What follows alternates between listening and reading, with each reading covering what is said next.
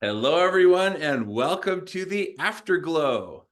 This Afterglow is literally the after party to The Start Is Near, episode 12. This is an after party. You're in an after party. Yes, you have entered the twilight zone of after parties. So, welcome to the Afterglow, to The Start Is Near, episode 12. Freeform. Raise your hand, I guess, since there's enough people here that we should probably continue that model. And super excited to continue the conversation. If I may, Jamin, since it's the afterglow, Cam, you've been so polite and cognizant this entire time. Do you want to maybe give us a Cole's notes before Sienna goes here? Or I can just pass it to Sienna, but I don't mind. I mean, I'm mostly new to the group, so as you guys go over like your ideas around logistics and things like that, I kind of feel like it's better for me just to listen than to chime in. I think Hope spoke to something that was very important and is universal in that, in whatever, excuse me, whatever messages or objectives one is trying to achieve or convey, an adherence to principle is key, right? Because principle is always immutably static. It never changes. It's always simple.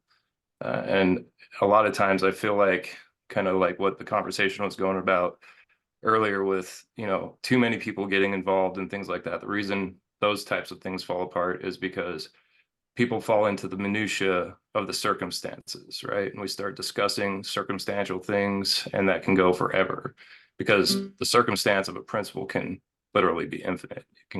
It can, any principle can manifest in an infinite number of circumstances, I guess is what I'm trying to say. So, you know, he who understands the principles of a thing cannot be fooled by the circumstance of the thing, right? And he who doesn't understand the principles of a thing can speak only to its circumstances, right?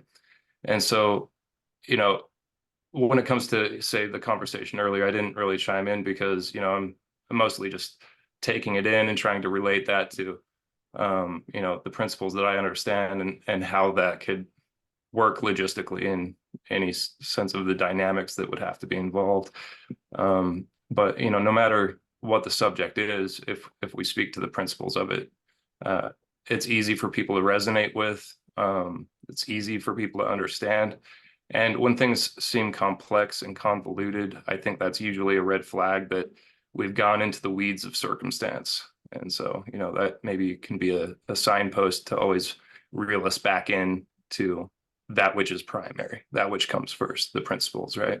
Principia, as you would know it in, it's Latin etymology, that which comes first, that which is primary. So, oh, you and Mark haven't met yet, have you, Stereo? I encourage you guys to back channel at some point. Sienna, go ahead. Um, yeah, so Jamin, I actually wanted to talk about the after party. The Are we talking about that here, or do you want to Yes, have that in ma'am. a No, you've separate? got it, Sienna. Okay, Don't worry. This is okay, it. okay. So one of the things, and whoever, if anybody hasn't heard this before, and you'll understand why I'm saying it in a second. Last Saturday, I hosted a space. It was a karaoke space, but what it brought people on, and Jamie, and I just think this would be really cool for the after party. People were coming on playing guitar. They were playing like original music. And the beautiful thing is you could literally have an entire concert on X Spaces and any platform that where the audio quality is really good and you can host a lot of people.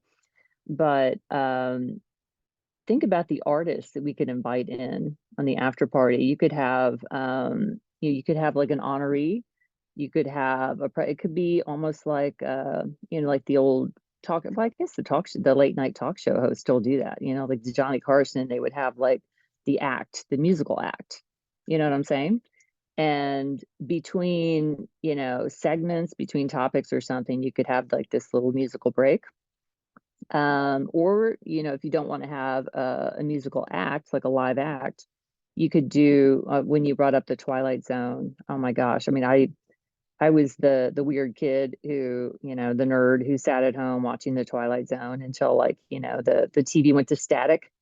And I had like a, you know, it was probably an 8-inch black and white TV. I grew up poor. But I would sit right up close to it and watch Twilight Zone. But the theme music, the jingle for Twilight Zone and things like that, it would also be very cool to incorporate that. You know, I was talking earlier about tone, and tone for events is the most significant aspect of it. When you walk in, I mean, I host a lot of parties, a lot of parties.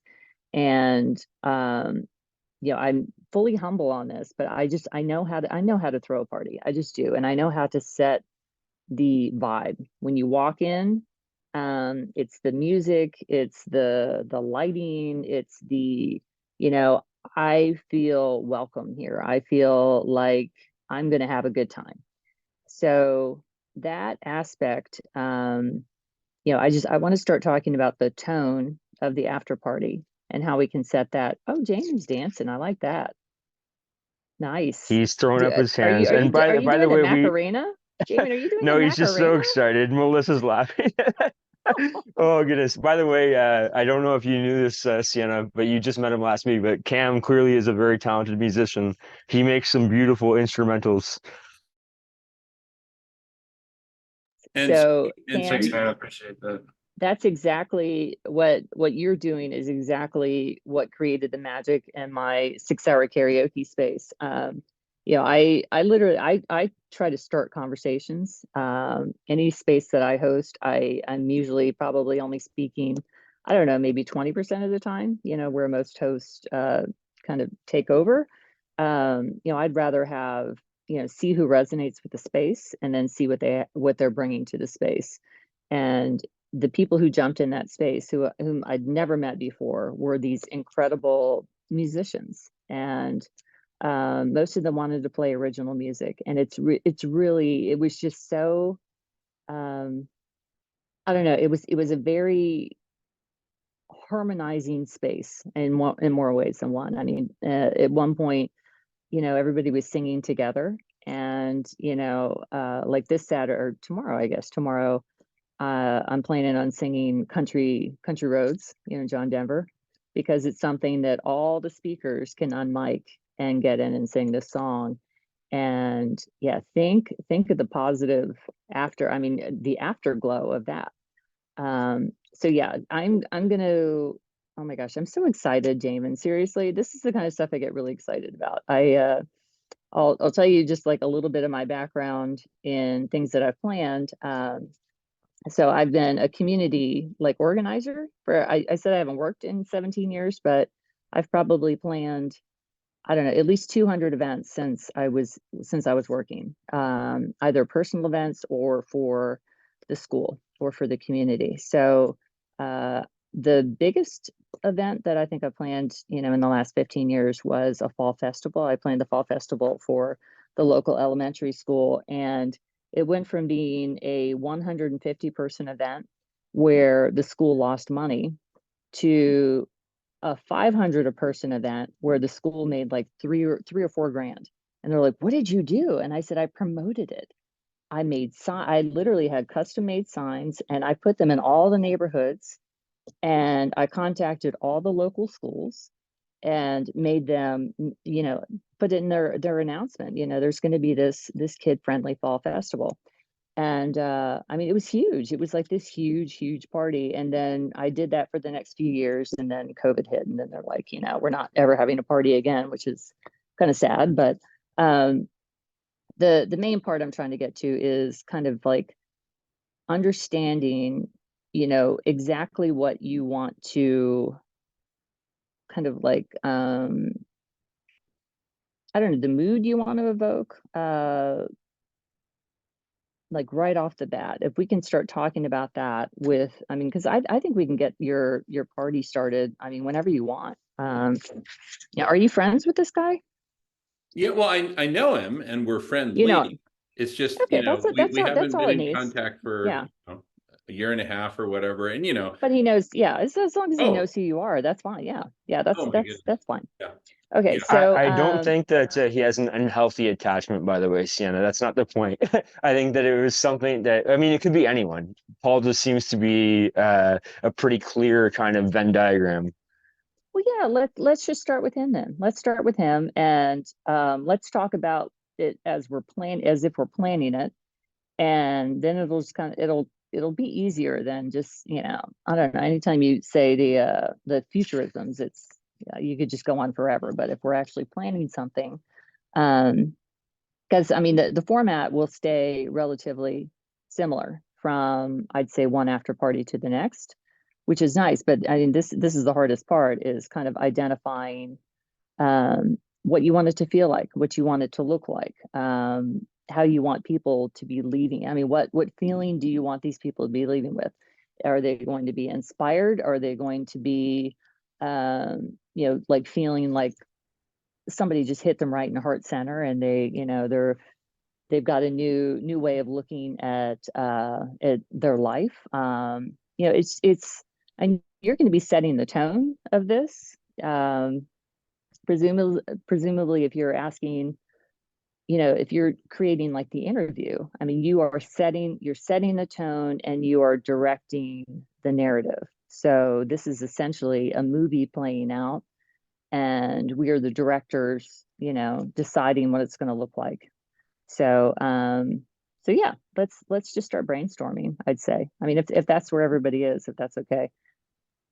Sienna, while I was listening to you, I just had these images pouring in. And one thing, so I don't think Beckwith was an accident. I think, Jamin, correct me if I'm wrong, but he's a climate scientist. And, Jamin met him in Scotland at the COP meeting, and where he was dressed as Darth Vader. And so there's this urgency to cool the planet. So what was coming to me is, and just going back to this idea of creating topics or themes, like you could theme these. So like you could get Dolly Parton to come and sing about global warming, and you could have things to do with fire and, the hot colors. And then you could have these cool people coming to talk, and you could have like a whole range of people. Like you could have Paul Beckwith, Guy McPherson, but you could also have people who are experiencing the effects of global warming. I don't know, like, from the humblest to the, I don't know, scientists. I don't want to do a hierarchy, but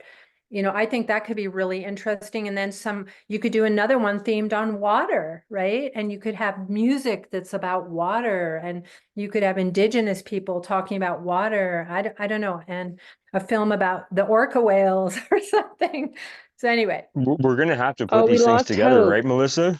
Well, Oh, Hope, yeah, no, Hope had to go to another No, no, meeting, no. We Sienna. never Okay. lose Yeah. hope. We never Yeah. lose. Okay, well, Hope, this is Hope's specialty though. Once you start what you're talking about, Melissa, I mean, oh my gosh, she's just such a genius. I'm more like, I don't know, simple scale stuff, but once you start getting into the really cool things, like I mean, the stuff she's working on is just, it's just insane.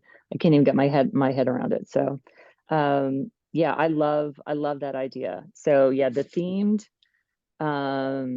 yeah, so the spaces that I've been hosting, and there's a group called, it started out as the ladies locker room, and then it kind of morphed into locker room because it was just, oh my gosh, there's just a lot of drama. But it's the main aspect of this group is basically to be kind of like sisters and brothers for, anybody who's, whatever they want to talk about, they can jump in. And we usually have a topic.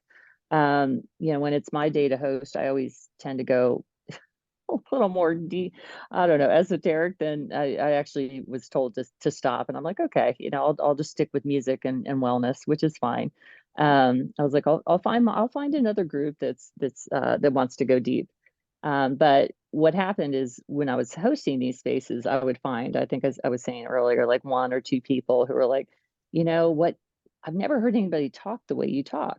I don't know how often you've heard that, where it's just like, I've been kind of like looking for my tribe my whole life. And until I heard you speak, I just always felt alone.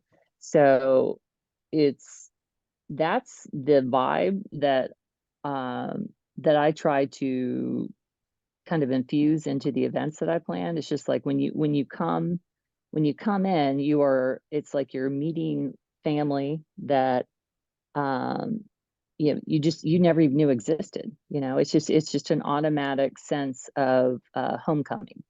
So if we can create a theme, let's just go ahead. I mean, if Beckwith is who we're starting with, let's start talking about that theme. Thank you, Melissa. I love that. If Dolly Parton is the best person, I mean, the one thing I will say, celebrities, if you have the right message and the right intention, are very, very, very, very easy to connect with, as are politicians, and that's the kind of stuff I used to do. It's just like, who do we want at this event? And then you just, you take a super, super direct path and I'm find the going to put people it on to record work with. again, Sienna, that poor Paul, this poor man does not understand that we're like out here galvanizing for him or whatever. But yeah, Oh, sorry. he'd be so excited. I I think know, I he'd be know. excited. So how big is this guy? Is he, I apologize that I really, 30,000. Jamie, go ahead. Sorry. Yeah, so his YouTube audience has a little over 30,000 people. His most watched videos get around 50,000 views, but he also does some kind of smaller videos that are of less general interest that might get just a couple thousand views. And but it's not the size of the dog in the fight, it's the size of the fight in the dog. And his audience is that little Chihuahua that is just absolutely on target. And James, I hope you're listening. Just give me a thumbs up if you're listening, because I'm just gonna totally bring you up to speed. We need James at game speed here, not feeling like, oh, I missed the first hour and a half, so I'm hobbled. No, James, you're about to get right up to speed. And by the way, James is one of those amazing heroes. He's the mastermind of Kindred Spirits Ireland, where we brought together the Choctaw, Hopi, Dene, and other tribes in Ireland with the indigenous people of the Island First Nation of Ireland in a 175-year, it's going to make me cry, 175-year anniversary of the Choctaw Gift. And I don't want to derail this conversation to make it about that, but It's James, the afterglow, Jim, and it's the afterglow. Take your time. all right. But I just want to get James up to speed. I'm just letting you know, James, we're in the presence of greatness here. And he'd never say it himself, so I have to say it for him.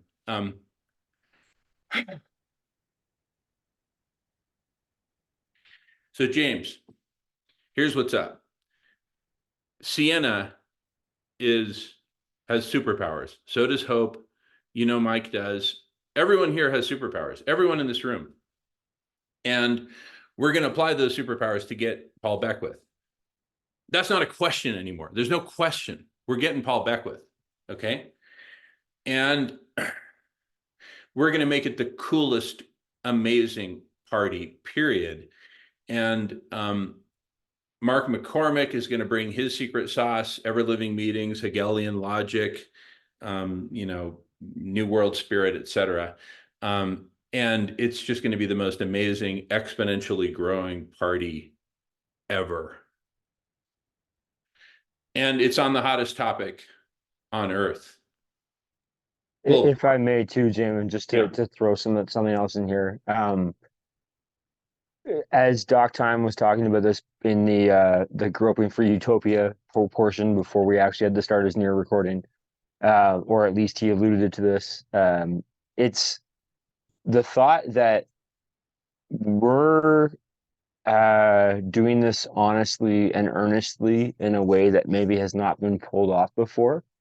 And there could be legislation involved, there could be different vested interests involved, but I know most of you pretty well.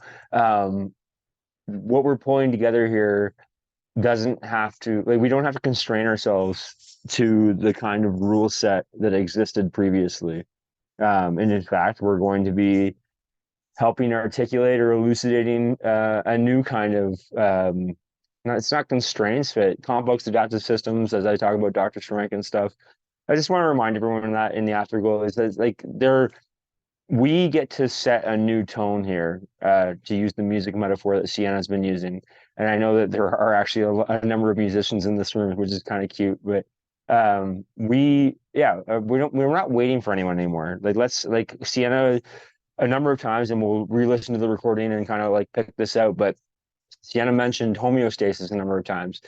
Homeostasis isn't a stagnant state or something.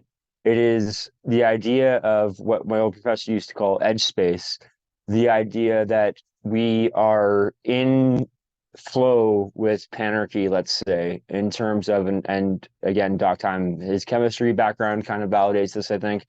But the idea is that we know when there's going to be like reorganization and collapse and different kind of points in the complex adaptive cycles, but we ride that wave together, and then communication clearly is one of the fundamental first steps here. Most of you have been working on this stuff for, I mean, combined more than my entire life, plus a couple. And we're still, I mean, episode 11 was amazing, Jim. And episode 12, I feel like I mean, we pulled off something that I couldn't have expected again. And if people like Doc Time and Jeff are still here, then I appreciate the fact that they would have quit if it wasn't interesting or wasn't purposeful in terms of what we're doing. With that, I will yield, and I encourage everyone, especially in the afterglow, just jump on each other, like just start talking. Thanks, Mike. I appreciate your service in guiding the meeting. The numbers that I crunched, I put in the chat, but basically there were 18 people that were in the broadcast at one point or another, not that stayed around for the whole thing, but that's pretty good presence. Last week, it was 11. So that would imply another jump will be coming next week where you'll exceed 21 but be short of 34. But I can already see where the breakout rooms will definitely be useful. And what you might want to do is set up a feature where somebody in the room during the presentation can open a breakout room if they have something to say to other folks that doesn't necessarily have to go on air in the main presentation. But it would be, I see this as being an active particle rather than a stagnant particle, and we'll be moving around during the show, coming up with more fortifications for whatever it is we're impressing as the value of the day. But we're going to have people on every different page you can imagine, and finding something that works for each of us while it's also working for all of us. I think you're onto something here. We're onto something here. Thank you. You humble me, Doc Time. Marco, go ahead. Well, I was just cheering. No, I know. The reason I tossed you the feather was because you kind of are the analog or manual labor in terms of breakout rooms. So if we're going to talk about how we do that, you might be one of the first calls here. Yeah, it's gonna be interesting. I don't think I've had more than probably the most breakout rooms I ever did where I had to place people specifically was probably 6 or 8.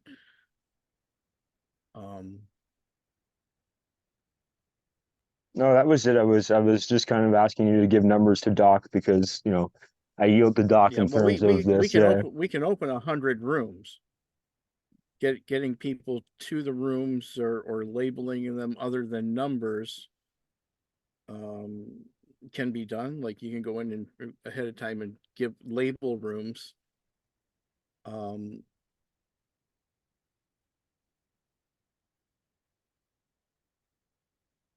Also, it's probably probably easier to make a just leave them numbered and have a chart that says what's on each room. Right, which I think So Doc yeah, brought up in the recording, it's yeah. all pretty minor things that'll just, take time. Very good, very There's good. Yeah, there's also just the random option where you just let Zoom will sort of, the number of people automatically into the rooms with no choice from anybody who ends up with who. That can That be might fun actually be an sometimes. interesting moment as well. Oh goodness. James, do you want to jump in there, my friend? Yeah, cheers, and thank you, Jim, for what you were saying. I don't feel I need those or deserve that accolade or praise in a sense, because it was a combined effort from all of us, including Marco, yourself, and everybody else that was involved. So Kindred Spirits wouldn't have been come about if it hadn't been for you starting off these conversations in the very first place and drawing my attention and Marco's attention and everybody else's here now since So none of that would have happened had you not started off in the first place. So I think the ball stops with you at the end of the day. That's the way I see it anyway. Anyway, leave it off at that. But yeah, I love what Sienna was saying a while ago about for the about setting a tone for what it is we're doing here and everything else. I mean, I'm not sure now how that would work out with in a Zoom meeting atmosphere now, because I know that you couldn't really have an introductory kind of I don't know what way that would work. That's what I'm saying. But when somebody's arriving into something, we just say, even if it's a cinema and they're going to go see a movie and they're all excited about the movie because they've heard so much about it, so they already have an idea what it is they're going to see, but they don't really know what they're going to see until they see it and hear it and everything else. So, but that atmosphere was already built up, or the excitement's built up.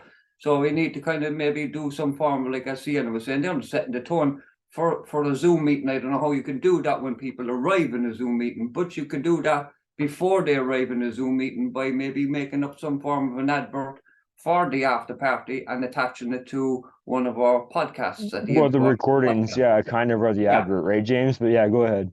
Yeah, exactly. And I'm only kind of going on what Jamie was saying regarding, like we said, Paul Beckwith being the subject matter here. Know what we were, or an example of what we're talking about. But basically, it's setting the tone for Paul Beckwith's. Those people that follow Paul Beckwith loyally online, and they only have the opportunity to respond in chat, text messages, or whatever, or comments on his videos. But I know myself that if you set up an advertisement and made it, specifically in line for those people, you want them to feel that they've finally found somewhere where where they can talk to I put kind of made notes, where they can talk to other people about the particular subject matter, voice their opinions, and offer assistance or ideas and into the mix, with a view to implementing some form of solutions or agency, whichever. But I mean, with the subject matter with Paul Beckwith, and he covers a various amount of subjects within the Earth hemisphere. We say overall, he's not just on about just global. It's very, very broad subject matter. But when it all comes down and condenses to one final thing, it's basically he's trying to give everybody an overall picture of what the true science is and what's really bearing down on us, rather than what we're getting fed through the mainstream media. So there's enough people out there that will, enough people as his followers alone. All they need is that advertisement to show them that there is a place for them to go. And I think that will get it. So I love what Sienna was saying. It's about, as you said, about the schools advertising and putting it out there, and that's the way you're going to draw them into the conversation. So I love it all. When you're ready, pass it to there. Sienna, James. Don't worry. So loving everything I'm hearing again as usual, and I'll pass the feather for now anyway. Thanks everyone. Sienna, go ahead.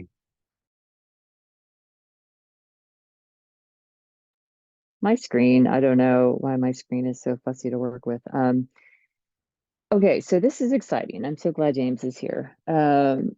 I'm going to open back up my little book, and Melissa's here too. So if we are talking about James, just to kind of catch you up with a few things that we had discussed, is potentially having the after parties on X, just because the functionality there is actually it's really good for what we're trying to accomplish here. We could have a musical intro. You can promote it, within specific communities, or on a complete large broadcast. There's a lot of different options for what you can do with it. And I think just in the last 2 weeks, and everybody is basically saying this, that even people who are completely opposed to Elon Musk or his policies, or his political whatever. Um, Even those people are starting to join, just because they understand the functionality and the algorithms of X. Or just, what it does is it knocks out the requirement to have LinkedIn. And it's really a networking platform is what it is. It's not a socializing well, I guess some people use it to socialize, but the groups that I'm in, we are using it to network. I mean, we talk about ideas, and we talk about what we are going to build and create and grow together. So, I've never seen any conversations like that. I haven't used Facebook in 5 years, but I just haven't seen any other platforms that are focused on communities discussing ideas. Specifically, maybe Discord. I find Discord just, I don't know. I'm an aesthetic person, and it's too busy for me to look at all the titles and the subtitles and the subtitles. It's just it's too loud for my brain. But oh my gosh, the biggest bird in the world just flew right in front of my window. That was very cool. An Um, albatross? it was not, well, no, I mean that I've seen in my neck of the woods. How about that? No, it was larger than a I know, hawk. Sienna, go ahead. Yeah. Yeah. Oh wow. Yeah. I've had a bunch of weird, very, very, very, very odd bird sightings today, Just to actually. remind you too, Yeah. Jamin said he'd be back in about 5 minutes. I don't know if Okay. him and Melissa are on the same property doing something together, but yeah.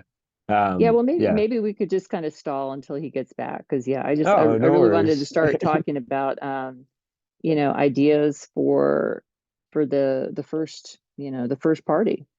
Because I mean, as far as I'm concerned, you tell me when you want it to be, and So we talk this is about what I all of think, this, and Sienna, and we'll and just we'll obviously, just make it this happen. is the second Friday with you and Hope and stuff, but I think that what's going to happen here is that we are going to kind of again bring ourselves together in some way here. I mean, Jamin obviously wants Paul. I understand that, and it is a good pick. Is I this think. something that this group votes on? Is that what you're?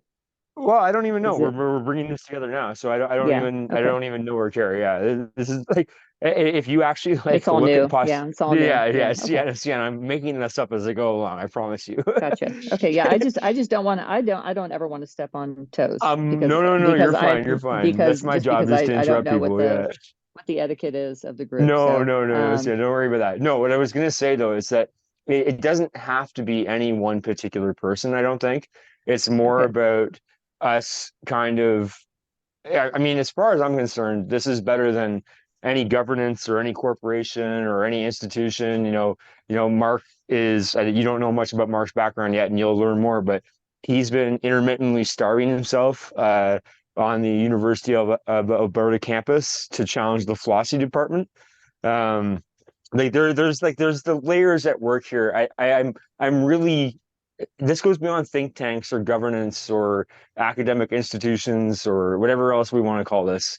This is something completely novel as far as I'm concerned. Doc Time and Cam have known me for almost 2 years. I'm on day 536, I think now, because I decided after my 34th birthday or the day after my 34th birthday that I was going to use my skill set and kind of do this for real. I think we're making this up as we go along, Sienna. Okay. So I don't think there's a bad suggestion, to be honest, right? This is like shotgun spaghetti territory. We can we can try whatever we need to try. Okay, I didn't realize I was unmuted that whole time, so apologies if I Oh, was, you're fine. No I think worries. I've got a little dog here and, I'm like making her make weird noises, so I'm the one barking, didn't Sienna, want to don't sound worry. creepy. You say hi to Lola. Lola, you want to say hi? Want to say hi? Oh, she's my sweet little girl. She's always in my lap.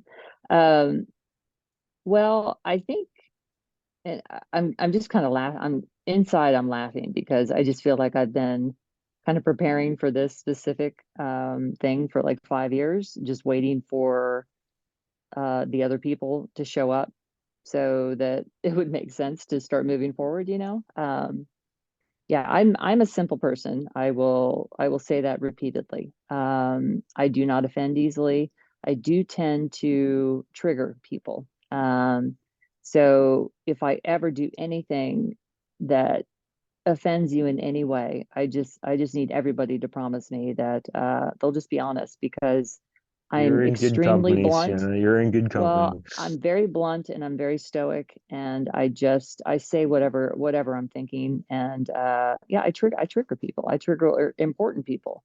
But and I'm okay with it because honestly, after I trigger people, or somebody triggers me, I use it as a learning experience and if I trigger somebody, I try to turn it into a learning experience just for, how we can interact better in the future even Of because course. I don't like conflict. I don't think that there's any need for No, conflict. I no, don't I think think that's a there's misnomer. I yeah. think that's a misnomer, Sienna. It's not that you don't like conflict. You see conflict as an opportunity. Yeah. Yeah, well, yeah. It's When it's you're ready, easy. pass it Yeah. to Jack. But when you're ready, Yeah. Sienna.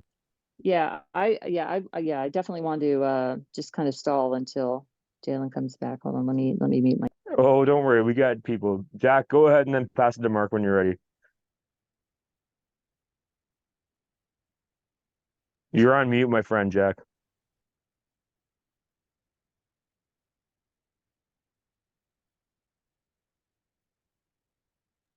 Well, yeah, Jack, you got it. There you go. Yeah, you're off mute now. And then pass it to Mark when you're ready. But go ahead, Jack. Yeah, well, I'm not sure I had anything. Well, yeah, when I do this, that's the occupied thing for a green with what's saying what's going on. No, no, I understood. I understood. Go ahead. But I didn't have any. Well, the only thing I have to say, I guess, is that this group seems to be starting to come together in a very good way. Some very, very interesting people here. And this is a group of people that you don't normally run into. It seems like people who are kind of not finding a place in the normal mainstream structure, who are very intelligent and competent and want to do something outside the box. And it seems like it's kind of coming together and people are getting excited about it. So I'm totally behind that. And I really appreciate that, everybody here. So that's what I got to Thank you, say. my friend. Yeah, no, it's great. Mark, do you want to speak before I pass it to Jamin?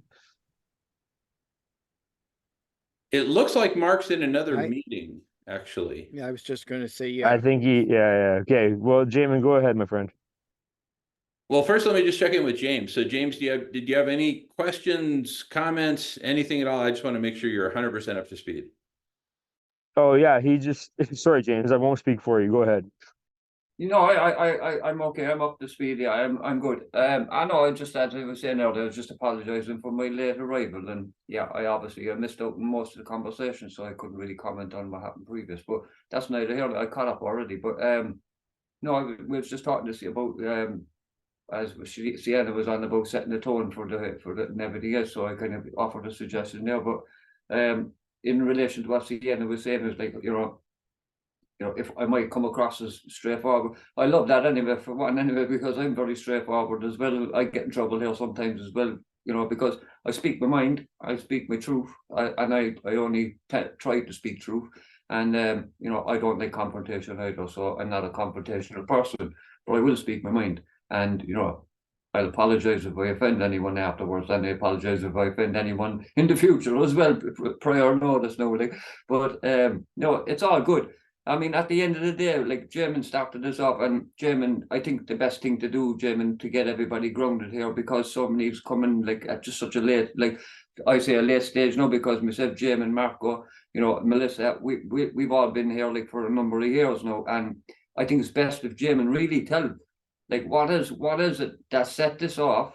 What is the motivation that set the block party off? And how did, like, I mean, even the fact that Kindred Spirits came out of it. Jamin gives me great praise for Kindred Spirits. Yeah, I came up with maybe the idea of it, but we all worked on together, the building it and everything else, and how, you know, how it all transformed and everything. But, and, you know, that was a group effort. But we had no idea when this was all starting off with Jamin that anything like that would ever come out of this or happen out of this or anything at all. No idea whatsoever. It wasn't planned. It was just it was just it was just one of those fantastic ideas that just came out of the blue, because a group of people, good-minded people, like-minded people got together, trying to do the right thing by the planet and people on it. That's about the size of it. I think it's good grounding for all of us to understand that from the get-go, we all came in here, everyone that came to this room initially came here because we're all concerned about the state of the planet and what's happening and the madness that's going on around us. Let's face it, there's nothing but madness going on around us, and there's plenty of people who know ordinary common sense, which seems to be missing in the world, the world an awful lot today, especially with our leaders. That is why people like ourselves find ourselves coming into meetings and starting to talk and make sense of what's going on, and maybe create some form of agency or come up with even solutions to some of the predicaments we now find ourselves in. And at the end of the day, that's all we're all doing, and we're probably groping in the dark. But over the last number of years, here we are now, we've got to this stage. Yes, we've had the COP26 under our belt, we've had the press conferences under our belt, we've had food healers under our belt, we've had Kindred Spirits under our belt. You know, all of these things, we had no idea that they were going to come out of this, but they came out of it, and they were all very good things that came out of it. And this is where we're coming now, is ultimately as we're getting to the essence of what Jamin was trying to do from the beginning, which is to create this on a greater scale. Because if only a small group of us could achieve those great things in a couple of years, just a small group of us, really, like sometimes it was only 4 or 5 of us in the room when we came up with Kindred Spirits and that.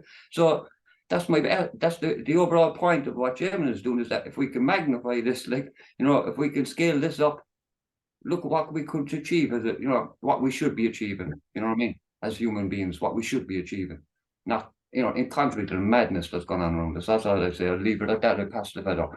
Of course. Yeah, Jack, do you want to just go? wanted to say something Yeah, here, of course. Mike. I'm sorry. Just take a minute or No, a few I was seconds. passing it to you, Jack. Don't worry. Oh, thank you. Yeah, I think several people have talked here about being honest and being truthful and how that might upset some people. What I'm thinking and hoping it's true is that this is a group of people that you can tell the truth to and not worry about upsetting them. And I know I'm that kind of person.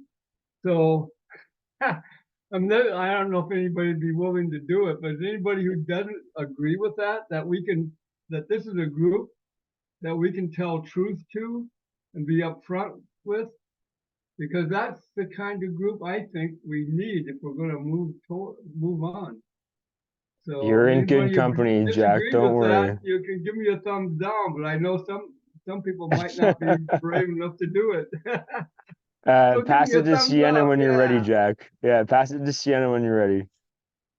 Okay, so I'm done. Hi, I've got to figure out a faster way to unmute myself. You're Yeah, doing no, that fine, young lady. it's I don't know if it's just my phone. It's I always have to go through this long process just to It's unmute. I okay. can't. You're Okay. here. Anyway, James, I wanted to go back to what you said. I mean, you just spoke my truth for the last 5 years, and I just I mean, I feel like I can take a deeper breath, just understanding that I'm with the right people. I'm actually tearing up a little bit right now because it's been a long journey. It's been a very, very long journey. I've met some incredible people along the way. But it's always, gotten to a certain level, and then it felt like I was expected to do more, and I'm like, this is, I'm looking to have conversations. I'm looking to um, connect with people. I'm not looking to um, be a mom. And I think that's why I just wanted to kind of throw that out there, because I think because I am a mom and I'm a mom to a lot of people, I may talk to people like in a mom kind of voice. And that's good in some ways. The bad side of that is people tend to come to me a lot. And then it just becomes like this ego thing and this competition. And I don't partake, but it's just like, yeah, that's just why I wanted to throw those truths out there. But yeah, I'm here for, yeah, the bigger conversation, the biggest conversation, maybe the biggest conversation that's ever occurred, because when, Jamin, are you but laughing yet? Yeah, yeah. Sorry, Sienna, but yeah, that's a joke that you don't even know that you made. okay. I mean, but think about it. I mean, when in history have people been able to have a conversation like this, with the ends of broadcasting it on a global scale?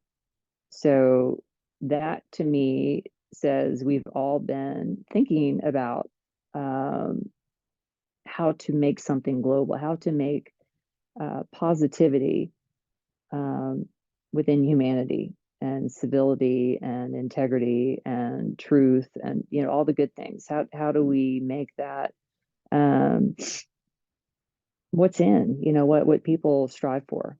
Because right You now you what raised people are. Jack's hand when you're ready. Oh yeah, go ahead, Jack. I'm sorry. It's going to take me a bit to mute, but I will mute. Go ahead, Jack. You're good, Sienna. Don't worry. Jack, go ahead, my friend. Yeah, and I wasn't trying to cut you off, Sana. In fact, I was meant to praise you because I think what you're doing is you're talking about yourself and where you're at and what you can handle and what you can't. And just being upfront about how people can treat you. And I think that that is a very, very important and cool thing for all of us to do, is to really be upfront about where we are at in a human way with each other and what we can handle. And it sounds like people can pretty much handle a lot here in this group. But I really, again, I just really think that for people to be upfront about where they are at, of how they relate to other people, is an extremely, extremely important thing that we all do with each other here. So, okay, again, thank you. If I, yeah, no, of course. Melissa, do you want to go before I pass it back to Marco? Yeah, I do. I also want to remind us it's about how we relate to all the sentient beings we share the planet with, because we often become so human-centric or centered, focused, that we forget about the rights of all the other species, whether they're trees, plants, animals, fish, etc., that we share this planet with. And what I am focused on is creating avenues of conversation, whether it's through art or dialoguing, that is about their stories and our connection with the other sentient beings. So I always want to remind us that we need to also speak up for all the sentient beings on this planet. Thank you, Hoa. I would love, oh my gosh, Melissa, I would so love to have a conversation on that. And You guys will. there's a documentary called Fantastic Fungi. If you haven't seen it, have you seen it? Yes. Paul Stamets, and it goes Oh, we're gonna into get the Johns Stamets into this Hopkins. conversation. I am Yeah, convinced of this, Sienna. Don't yeah, worry about that. yeah. Yeah. So, well, the significance of that and what we're discussing with the how do we create something that crosses all of humanity and kind of creates a positive momentum. How do you do the same in the world of, Mother Nature, of Gaia, you know? And if you watch that movie, like I did 5 times, and made, really truly understood the significance of the mycelium network, it's like, oh my gosh, it's the beginning, it's the end, and it's everything in between is what the mycelium network is. And it is how nature communicates, through the large networks all the way around the world. It Well, is we have white matter it's the tracks as internet of well too, nature. Sienna, right? Yeah, Like we sorry, have the my white dog matter is freaking tracks. out. No, no, no, you're fine. Sorry, I didn't mean to interrupt. Ooh, And no, I no, no, know that no. Jeff, if he's still listening, he's all This into is this as this well. is But this is what I'm dealing with right oh, now. puffers, Yeah, you're being yeah, attacked with she's love. yes, she is. She is a love attacker, that's for sure. Um, yeah, Melissa, I just, we can have a side conversation on that, because that is, yeah, the approach that I want to take to, what I've always considered is just a viral, and I've been saying it to my husband literally for 5 years, is a viral message for the world. And he's like, okay, yeah, let me know how that works out. And I'm like, I'm gonna figure it out, I'm I'm just going to figure it out. And one day it will make sense. And I've been saying that for 5 years. I'm like, Pete, one day this will all make sense, and it's been tough. It's been tough in between, but now that we're here and we're having a conversation about how to fix things. Um, yeah, I mean, let's incorporate all of that into the same theme. I mean, Melissa, you're talking about a theme, we can bring awareness of, what's going on within the climate, within different, species that are suffering, within different populations that are suffering, but and this is where hope would be, she waxes very eloquently on this subject. It's kind of how you bring people into, a feeling. You create a feeling for them. She says she's working on 10 projects. She's working on 10 really big projects, like simultaneously. It's like, who can do that? But she's doing it, and she's doing Well, it. hope can, right? Yeah, hope can. Yeah, I need more sleep than that. But No, understood. yeah, but I mean, seriously, I mean, if you guys understand, the genius that she has, and the level of, oh my gosh, I mean, she's like no person on the planet. I don't know if anybody's had a really, like, really, really deep conversation with her. I mean, we've had like 5-hour conversations, and I've never seen a mind like hers ever. Maybe Mark, I'd love to get, she and Mark on a conversation, because and she'll start talking, and I'm like, whoa, I'm trying to catch up, I said, just slow down for a minute, because I always tell her she's a quantum level thinker. But I mean, everybody on this call, I mean, every person here is a quantum level thinker. And once you can remove all the bias and all the division and all the distractions and the static and the noise, and just have a conversation, that's when solutions just appear. So, yeah, I'm all about just getting straight to the point. And now that you're back, I know you've been back for a long time, Jamin. Sorry, I'm talking so much. Um, and if anybody else would like to jump in with anything, go ahead. But I'd like to start planning your first party, your first after party. I mean, I think we could, within the next 20 minutes, we could basically have a plan and get it in motion. So I'll Love it. start asking questions. I'll start asking questions. And can we, And and before we yeah, do that, can I just say something? Sorry, I know it's no, of course. party, but everyone on this planet is gifted in some way. We all have a little thread, and all the threads need to connect now so we can make this beautiful tapestry of this new world. And I just want to remind us of that we are all geniuses in some form. Thank you. Yes. I think that's beautiful. Thank you for saying that. And I fully agree. I fully agree. I think there are certain callings, you know, and some of the callings might just be, I mean, Hope is, I honestly, I don't even know if she sleeps. Her calling is just of such a profound nature. And I mean, she's brought me to tears. I mean, she's actually, her biggest regret in life is that she hasn't done more for humanity. I mean, she literally will start crying about it, crying from it. And I'm just like, oh my gosh. I mean, it's just, I just, she's sacrificing everything for all of these projects, just because she knows that um, what's easy for her is hard for other people. And you know, she sees the potential in all these different things. And it's staggering. It's just it's mind staggering to me. It's like the Elon thing, you know. It's like, how do they have time to manage that many different things?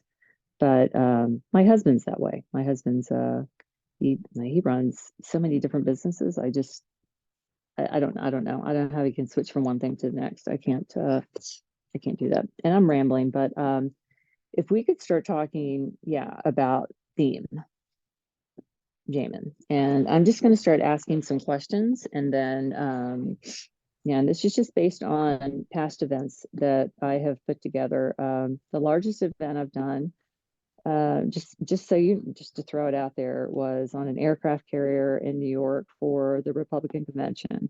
And the Pointer Sisters played.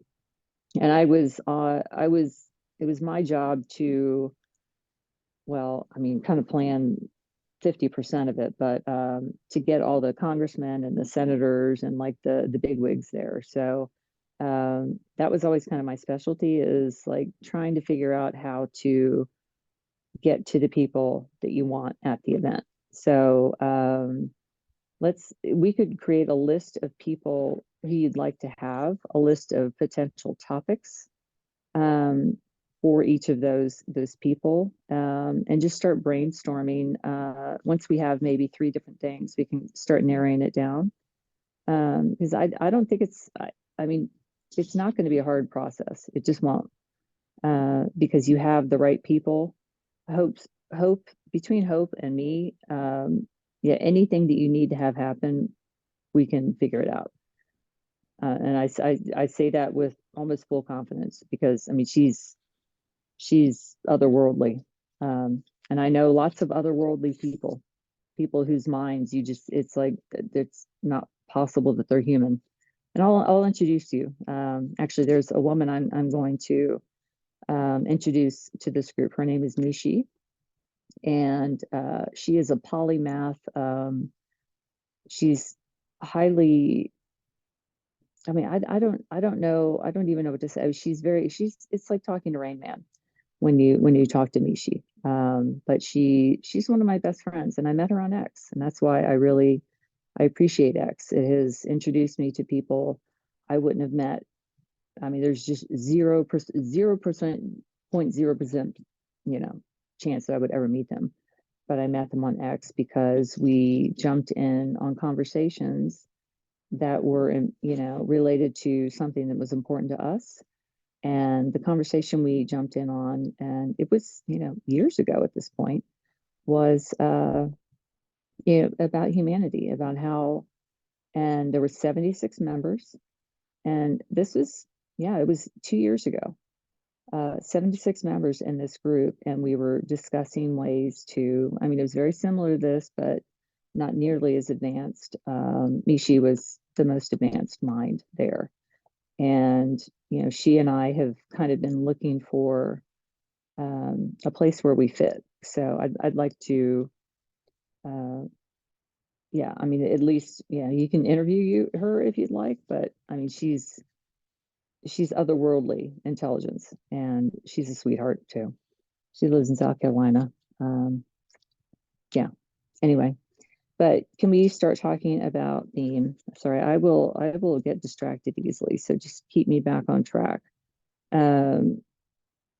So give me 3 names, Jamin, that you are considering. Of people who can like lead parts of the after party. Is that what you're asking? Well, like the headline name. Yeah, the headline. I mean, like who, I Yeah. don't know, Okay. it doesn't have to be honoring them. I mean, whatever it is, it's like Yeah. conversation with fill in the blank. Yeah.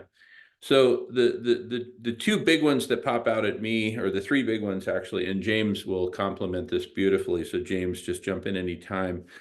But we've got James Hansen, who many consider the godfather, the grandfather of global warming, the urgency, sounding the alarms, going back to the 1980s. Stephen Salter, probably the most important name on Earth as regards cooling the planet, because he is an absolute genius mechanical engineer. I'm the son of a genius mechanical engineer. My father, John Shively. So I know one when I see him. And Stephen Salter, he's masterminded marine cloud brightening, which is the most important solution, period, for cooling the planet. First, stopping global warming. This is heat, cumulative heat, just on this exponential tear up. We need to put a ceiling on that, stop it, and then reverse it, right? Stephen Salter has come up with the technological solution to doing that, called marine cloud brightening. We'll get more into those details whenever you want, but you've asked me for names. I'm wanting him go right off the bat, but he's just the first one you've really described for me. So go ahead. You mentioned James Hansen, but you didn't really. James Hansen is world famous among the climate community. He's published prolifically, addressed the United Nations. You're not as excited about. I mean, he's more of an intellectual who'd be fun to talk with. And Stephen Salter. Who are the I mean, in X terms, they call it, who are the accelerators, or I think it's like, Well, Paul Beckwith is going to be a huge accelerator, because, I mean, he's a humble, soft-spoken guy, right? Like, literally, if he were in the room right now and he didn't have his name on him and you didn't know he was Paul Beckwith, he was just some dude, you'd just be like, what's this quiet dork doing here? This quiet nerd. I describe him as a secret love child between, Fred Rogers and a physicist, right? Is that Mr. Rogers? Okay. Yeah, Mr. Rogers and a physicist. And, but there's a reason I'm just harping on him as the guy for whom we need to throw, or with whom we need to throw the after party, watch party, after party combination, because he does probably the best job of educating the populace on exactly what's going on. He's a physicist himself, and he spends his time reading prolifically scientific papers and then breaking them down for the general public. The people who can't read through 27 pages of differential equations and all kinds of stuff that would elude the general public. And so Stephen Salter, James Hansen, Paul Beckwith. James Hansen actually wasn't as important before. He's become much more important because he's now sounding the alarms, whereas before he was, a bit more conservative, I guess one might say. And James Desmond, please help me out here and add names as you'd like. Yeah, and I wanted to ask one question to both of you, Jamin and James. Which of these three, if you heard them speak, is the most inspiring to listen to? Well, I'll be, as you you were apologizing for maybe being yourself. I'll be blunt about it. Neither any of them are really entertaining to hear or listen to, because they're all elderly men for one. They're academics and deep in their fields, so it's not an entertaining conversation you're going to get. But the point of the idea, I would say, even leaving James Hansen out, because as Jamin said, he's been fairly reserved because of his being, the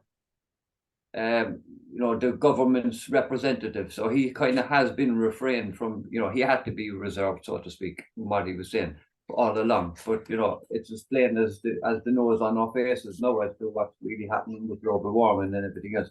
And but like Paul Beckwith has he has an ongoing YouTube page, and he's on X himself as well all the time, every day. He's more open to speaking anyway. He speaks a lot, like, so, and he's just an average Canadian as well. Like that's the way he comes across as well. You know what I mean? He doesn't come across as a real academic type or anything. And he can talk to the average person. So out of those three, I would say Paul Beckwith is the reason why I threw his name into the pot, and Jamin agreed as well, because he has so many followers as well on YouTube, and that the fact that he covers basically everything that encompasses what's going on the planet Earth in regards to the to how the planet is working and how it's not working at the moment, basically. So let's put it that way. And he can break it down for the average person. But what we're trying to do is, if you get enough of his, we say, followers, if you advertise it in such a way for the people that go on his YouTube, watch his YouTube videos and make the comments, if you advertise it in such a way for them appealingly, that they get an opportunity to come into something like this and talk about it openly, and maybe talk to Paul Beckwith on the occasion or whatever. The point is that out of that initial conversation as well is what will happen, as it does often here as well. So many different breakout rooms will break out, because there's a vast amount of topics to the conversation, in a sense. Like, he's not talking about one thing, he's talking about something that encompasses everything, like geopolitics, everything comes into the whole lot of it, because at the end of the day, the geopolitical system is a reaction to the global warming situation anyway. So, I mean, it's a war for resources. That's, at the end of the day, that's quite what it is. Like, so everything will come into it, just for starting that off with Paul Beckwith's conversations. Well, that's the way I would see it. No, if you want another name, George Monbiot, he's an English, he's an English, investigative reporter as well, no, more or less, in a sense, like he has been started off, like. And Can you give me his name again, please? I'm writing all this down. yeah, George Monbiot. I'll put it in the chat. I'll type it in the chat. Yeah. Okay, just 1 second. But George Monbiot, he's very much open, and he's an entertaining conversationalist as well, to be a talk, and he'd be open to conversation, especially in something that what we're trying to build here. So if he can be approached by, as you have the talent for doing, approached by yourself and with a proper view of what it is we're trying to do here. So that is what is important. We need to get have a proper description of what it is we're trying to do here, so that we can entice not only the guests, but once we have the guests, you have the people, their followers will follow automatically. So it's making it enticing to the people, the main speaker, really, for them to be on board with the idea. They're not really being asked to do anything other than maybe make an appearance for a brief, maybe an hour or whatever, or a half an hour, whatever. We can work that out with them. But the main thing is that they're just doing their work, and this will be an extension of their work, out of which will hopefully come some form of agency and solutions, and people helping each other. At the end of the day, it's all about coming together, helping each other, right down to the community level. This is not just all about the global issue at all. This is about, well, it's encompassing everything. That's why we're here, because every one of us are here from different fields, different places, different parts of the world, with different views on what's going on in the world, with different views for what should be happening in the world. But we all are here for the one main thing, and that we're here for the right reasons, to make the world a better place, put it that way. Whatever way we see that, we'll have to work together and figure it out along the way together. And we are doing that now at the moment. Yeah, we're walking, and we're in the dark, so to speak, at the moment, going forward, until we'll put the light in front of us and figure it out as we go along. Anyway, I'm going blabbing on now anyway. But Jamin, best thing I think is, as I said earlier on, the best thing I think is to give him we know why we're here anyway. So yeah, George Monbiot will be one anyway, but Paul Beckwith, I think, is a good starting place. But George Monbiot is also, I can't see why we can't approach the two of them together. I couldn't agree more. Pardon me for just barging in, but I think that the play here is, it is a Paul Beckwith watch party, after party, because he's got the audience. He's got the audience that's not just blah blah blah, but people who are really truly looking at the facts, really care, are absolutely passionate about this, frustrated as the Arabs prior to the Tunisian setting himself on fire, and ready to explode. Now, having said that, I think we invite George Monbiot to be, a presenter of the after party, right? Just like, Sienna, you talk about it, bringing singers, entertainers, whoever to your parties. There's a bunch of these, stars that we can invite to the after party, who are quite a bit more well-known than Paul Beckwith, but who respect Paul Beckwith and will show up. Part of the reason I love the Paul Beckwith audience, it's not just it's not a People magazine audience. We don't want the People magazine crowd, right? Or the Saturday Night Live crowd.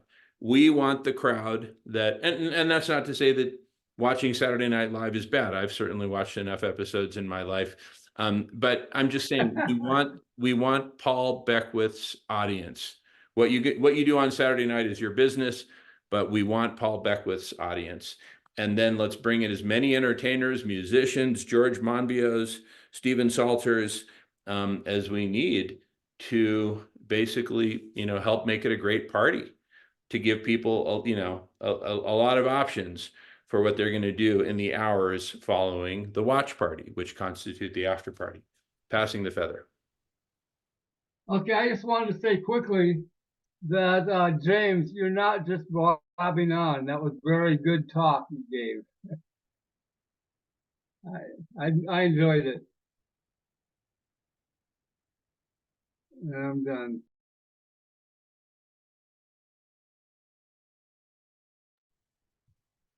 Hi. No? Yeah, no, you're super inspiring, Jamin. You know this. So if Paul Beckwith is on X and he already has a following on X, I think it's what I would recommend is having the first party on X. And maybe you could go to the platform of the person, whoever the focus is, just go to their platform, wherever their following is, be respectful of them and honor their peeps. So if you go on X, I am super, super, super familiar with Spaces now because I've been on them for 2 years. And until you become super comfortable speaking in front of sometimes thousands of people, and that's what happens on X in the blink of an eye. You can be on a space with, say Elon Musk, people just jump in on a space and all of a sudden it's like, whoop, half of humanity is, well, not half of humanity. It's amazing how small these spaces actually are. But you can be speaking and somebody famous will jump on and all of a sudden you're having a conversation with somebody famous. That's just the nature of spaces, which is kind of magical. And I know how to kind of not manipulate. That sounds like a bad word.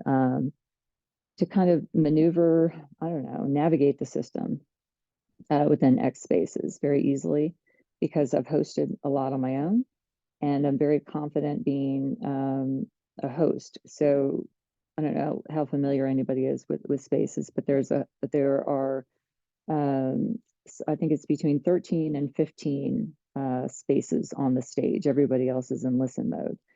And there's the host, and the host is the one person who can allow a co-host up. There's 2 co-host spots, and the co-host can bring up speakers, but they cannot make another co-host.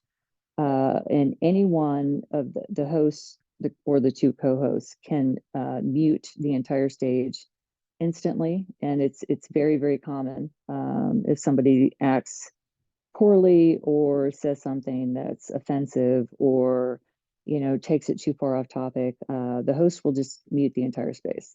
And I know that's not what's going to happen in the after party, that because it's more thoughtful, advanced, intellectual beings. But I just want to give you an understanding of how X spaces kind of work, because there's a lot, the egos come out, and when you are having someone engage with, I mean, someone of status or stature have a conversation, like an open town hall with, you know, it could be their biggest fan, like a stalker, which, you know, I've seen, you know, I actually had a very, very long experience with a stalker of Elon. And, you know, I was trying to help her because she was, I mean, she was in really, really like dire straits. She was living in an airport in Rome and had no one to talk to. And I'm just thinking, this is awful. And oh, and she had stalked somebody else, some other guy, I don't know, some other famous guy, and actually had gone to jail for it. And that's why she's in this predicament in the first place. But I won't mention her name, but those are the connections that I'm having on X. It's like I have helped so many people there, and I've had so many people help me there. And if we incorporate the vibe that, and I know how to kind of instill it. It's like the conversation we're having right now. You know, people listen. If you condense whatever your message is down so that, a 5-year-old can understand it. And it's just, it will be heard. It will be heard by everyone because there's no bias. There's no built-in objection. I think we're living in this time where people they're just dying to object and change the trajectory of whatever the conversation is, if they become uncomfortable. But that's why whatever the message is here, it needs to be of such a broad nature that it doesn't offend anyone, and everyone resonates with what's being said. So I'm sorry, I'm rambling. Word salad. That's what my husband calls that. Word salad. Yeah. No. So It's all. Yeah. That's usually when people look at me like, oh my gosh, let's wheel her off. I was wheeled off once to the almost. I don't know. They did an intake on me for 2 hours, and at the end, the woman was like, she had asked me so many questions, and at the end, he was irate. He's just like, what's happened to her? She's like broken, and she said, I think she's just happy, and he couldn't handle that. And it's like, what if we could just make everybody happy, just choose happy. And I don't know, it was a huge epiphany for me. That was it. It was like, what if we just chose happy? And then I was like, let's make that message viral, because even if it's just for a second, it's that 1 second that's gained of positivity, and that kind of rolls into the next.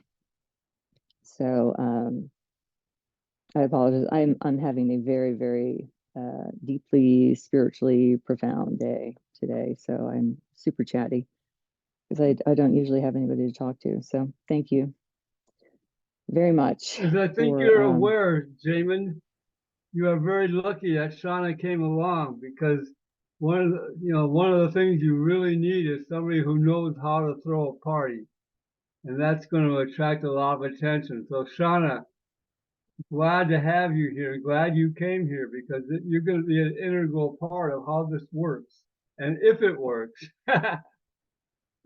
No, it's working, and it's Sienna, Jack. It will. It will. Yeah, it's okay. I you can call me whatever you want. And Sienna, we love you. We love your voice. We love your spirit. We love. Oh my gosh. I Really, love all of you. I do. From my heart. I feel very safe with all of you, and I do not say that lightly. And I'm actually going to cry because I'm surrounded. I have 6 people in my house and 2 animals, and all of them are very, very needy. So yeah, this is you've noticed how it's like, balls coming, hands coming, dog up in my face. Yeah, I am so surrounded by love, and yeah, I just need some peace for myself, because nobody in my house is on this path with me, you know. It's been tough. So thank you. I just wanted to say that.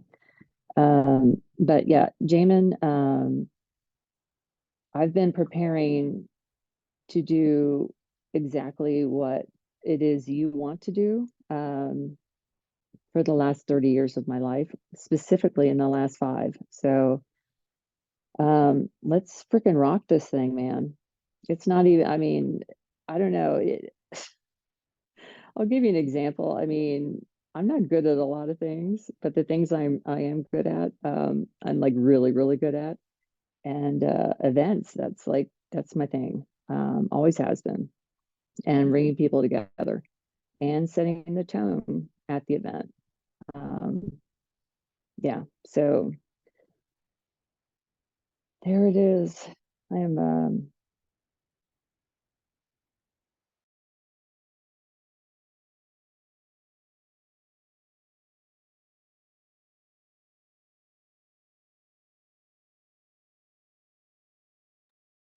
Did she freeze or did I freeze? No, I think she froze. I think Sienna froze.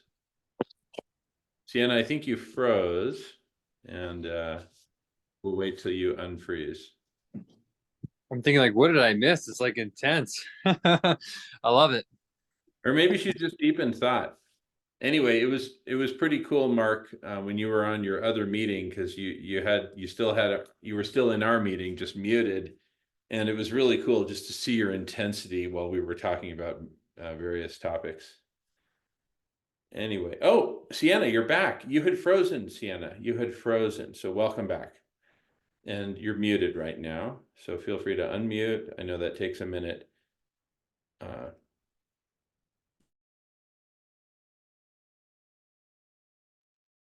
there you go. I froze. It's the whole space crashed for me. I had to reboot. No problem. Anyway, you Sorry. have the talking feather, Sienna. Carry on as you wish. Oh, I talk too much. Let's go back to the potential of what you are creating. Or I'm going to say we, because it's just, you know, let's just do it. Let's do it. Yeah, and I'm in a very, very, I don't know if it's a full moon. I feel like it's a full moon because my brain is very, very different on a full moon. So, okay. So if we do Paul Beckwith, one thing I'm going to recommend actually, have any of you been on an Adrian Dittman space on X? No, I have not. Okay, so he is he's basically Elon Musk, and he's hosting a space right now. It's his his pseudonym. It's a different name that he uses so that he can like have conversations with smart people. You know, if you're not smart, he doesn't allow you on the call. I've been on these spaces for 3 months now. He is now starting, it's now becoming like in the news. But if you guys are interested, I mean, whatever you think about him, people, it's kind of hush hush that it is him, but you just listen to him. I mean, there's no way it could be anybody but him. And a few days ago, Elon Musk, I mean, it's crazy. It's like a game of chess. It's the craziest game of chess. I'm just going to be dead honest with you because everybody in the space knows. And I mean, consider who he is. How many people would you assume would be on these calls? Any of you take a guess? Millions. Yes. Guess again. Guess again. 100 million? No, I mean, because of the question, 100. probably hundreds. 100 to 200. Incredible. And there's a call right now. If you guys would like to join. Yes, synchronicity. Let's do it. Let's go, Jamin. Let's go, Yeah. guys. His name is, you have to have an X account. It's open to anybody. Mark, the group I was going to tell you, this is the group I was going to tell you, I'm going to connect you with. He has a side group called X Accelerator, whatever. I don't know. You guys, he's looking for you guys. Do you guys know Okay, who? so can he you has the literally top walk me names. through what do I need to press on and click on to follow him and get into his space? Victor, go ahead. What am I So- looking at? So, Sienna, I totally was calling him out for being Elon like several months ago. It was kind of a Yeah. joke. But what I was going to bring up was because the bot is connected, I can connect the audio to listen to the space, the Twitter Oh, space, okay. Yeah, that's good. and also like raise hands and maybe go into a speaker position if we and we could like Oh, yeah, let's do that. all Let's do talk. that. Because when I said earlier that I trigger people, I trigger him. Every time I speak to him, he gets so triggered by me. And he starts talking in a robotic voice every time I talk to him. He starts speaking, and like he is, you guys will love these spaces so much. Robert Scoble. Do you guys know who Robert Scoble is? He's like the top. Yeah, Yeah. Robert Scoble is typically his co-host, one of his co-hosts. Um, Brian Romo. Do you guys know who Brian Romo is? Brilliant. He's one of those brilliant. My gosh, I think he's worked for Rolling Stone for, I don't know, 50 years or something. I don't know. I've had multiple DMs with him. This is why I love X. He's usually a co-host. Rocket scientists for SpaceX are typically a co-host. The smartest people in the world, and he basically says, if you are on this space, because he just boots people, he boots so many people in each space. If you can't keep up with the conversation, you can stay down and listen mode. But if you attempt to get up on the stage and throw any kind of bullshit or try to shill something, you're completely assassinated from not only him but like anybody who follows him. It's very interesting. So we should just jump over there, or wait, you're hooking us up with it, right, Victor? Oh, this is exciting. These days are hardcore. I love it. So I wanted to share an option that's available to us. I think I've not yet played with this, but I have played. So I have played with connecting the bot to Twitter Spaces and then speaking back and forth. I've also connected the live stream to like Twitter live streams. What I haven't tried is doing both simultaneously so that you could either kind of pop in and watch the block party, right? And at the same time, like join the Twitter space so that you could talk to the room, right? At this time, so I'm going to say that that's something that like is possible to play with. I think that could be kind of fun.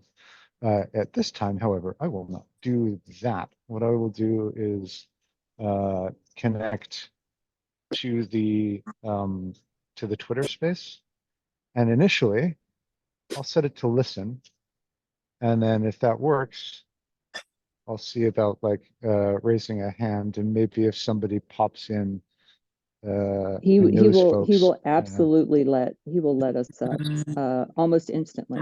You will have almost instant access to him, and I'm not kidding. I've been doing it for Okay. over 3 months. In a world where that happens in just a second, since he knows your voice, I would like raise my hand and then you could introduce. Okay, I'm going to take 1 minute I'd and trigger barge right him. in here, because there's a guy who just entered the room, Jamie Gilchrist, my longtime colleague, brother, family member. He's babysitting his grandkids right now, so I just basically said, Jamie, get in here and don't screw around. I need you in here now. Jamie, through his contacts, and Jamie, I'll let you speak to whatever you want and not what you don't want. We're about to connect with Elon Musk, actually, in a Twitter space. But Jamie has the contacts to get Dolly Parton in. One of her latest hit songs is World on Fire. So we will get her into the the after party, the Paul Beckwith after party, which Jamie, I haven't even told you about yet because we haven't had time to connect. But anyway, I think it's going to be tonight, your after party, my friend. Whoa. Probably. Okay. So anyway, so with that, Jamie, you're off the hook. I just wanted you to hear that and be here and have people see your face and see your waving hand. But if you need to get back to your grandkids, do it. But thanks for chiming in, Jamie. Love you, brother. And we'll see you. And you're muted, so we can't hear you, Jamie. I love you all. I'm glad what you're doing. This is the work to save Mother Earth, and I'm working on the connections on my end to make things happen. All right, let's accelerate that, Jamie. But the rocket ship is literally taking off now. So hang out if you can. If you can't, no worries. But it's literally taking off like today. We're in launch mode. We're in launch mode.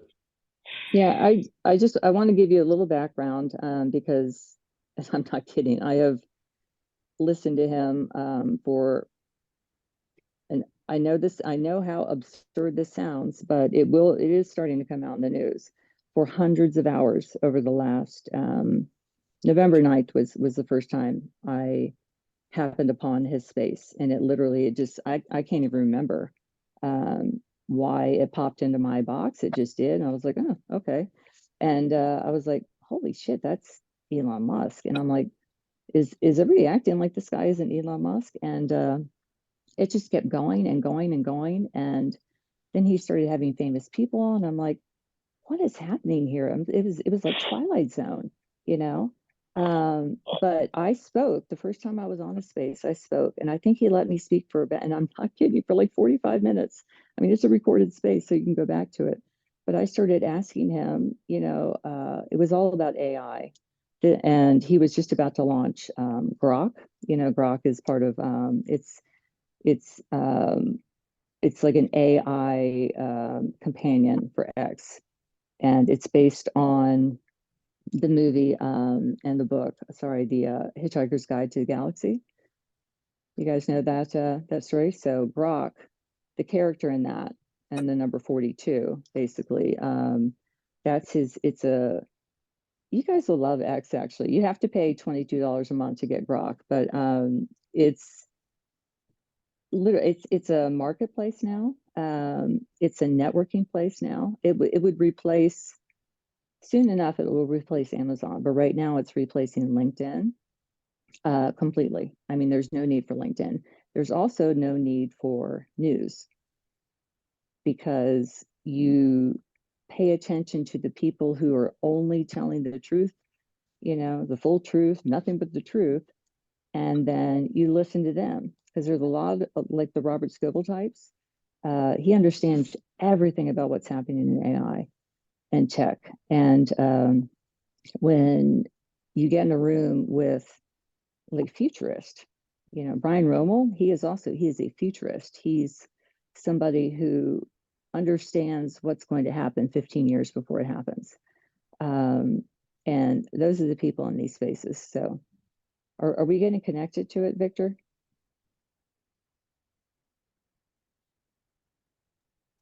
Totally. All I see I'm is in the Mark eating process in the of, middle. It's very cute to see Mark eating in the middle. I'm merely double checking the settings to make sure that the audio is going to come in as I expect it to. These spaces, So, he hasn't hosted a space in a while, but sometimes they go for like 24 hours. I'm not kidding. And you would be in disbelief, but I can go back and it's always based around the schedule that you see in the public's eye. It's like when he disappears, it's when he's doing something really intense. I mean, this is actually really sentimental. On New Year's Eve, there were probably like, I don't know, like 118 of us on this space on New Year's Eve with Elon Musk. And he basically said, this is the first New Year's Eve in my adult life that I haven't been out, partying and drinking. And he said, but you guys are my family now. And I'm like, oh, we were all basically crying. Yeah, as soon as we get in that space, I mean, he will love all of you. He will love all of you. Just don't ever try to sell anything. Like Jamie, you can't even talk about like your idea. He doesn't like to hear, I mean, he wants friends. He wants friends. So yeah, don't try to sell anything. And ego doesn't work. He's the only one who's allowed to have like a big ego. Oh my gosh. But he's actually he's very approachable. He's very curious. He's very funny. But if you catch him in a bad mood, oh my gosh. I mean, he has dropped me from speaker. So many times. Once he actually dropped me from the whole call because I became emotional. I'm just like, are you serious?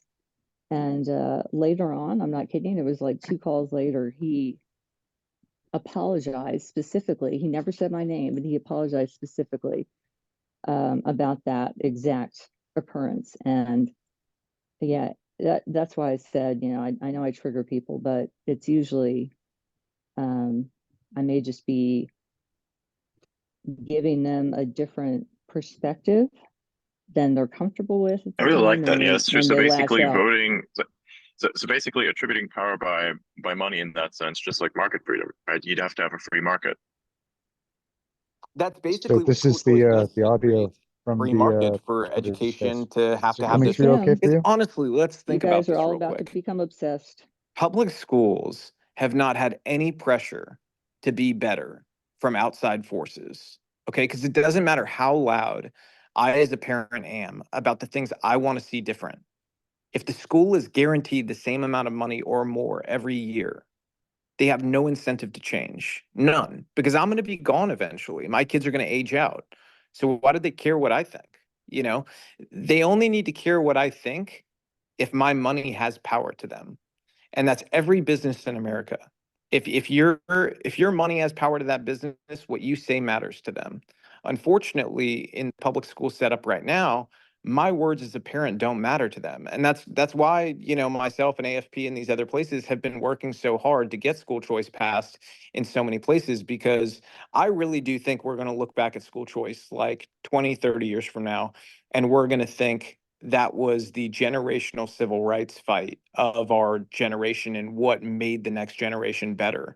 Because if we're going to compete on a global scale with countries who are prioritizing their kids' education and are making them the best, we have to change Just for something. Because if fun. there's one thing that's undeniable to everybody on every side of this Okay, debate, so if you go to we are not good enough in America at live.edcafe.xyz, educating our you kids should be anymore. able to see Period. And we this. need to be better. And also, if we wanted to, Yeah, this is we could really true. I mean, I look at probably the totally standards of other stream countries, this like say, for instance, I mean, to like Twitter. this may sound I exceedingly think that could be controversial, kind of but fun. I mean, China, look at China, for instance, their education Jen? system, I believe, has a higher quality than that of Victor, we America. can And this is barely also hear you reflected in because their academic because that's ability, but blasting also with the away. So content if you that they could tone consume. that down There's a lot so of we can. interesting things, should I and you've turn it outlined down a this wee as bit? well. There's like a section of the documentary where I can try. basically social media and the digital presence was addressed.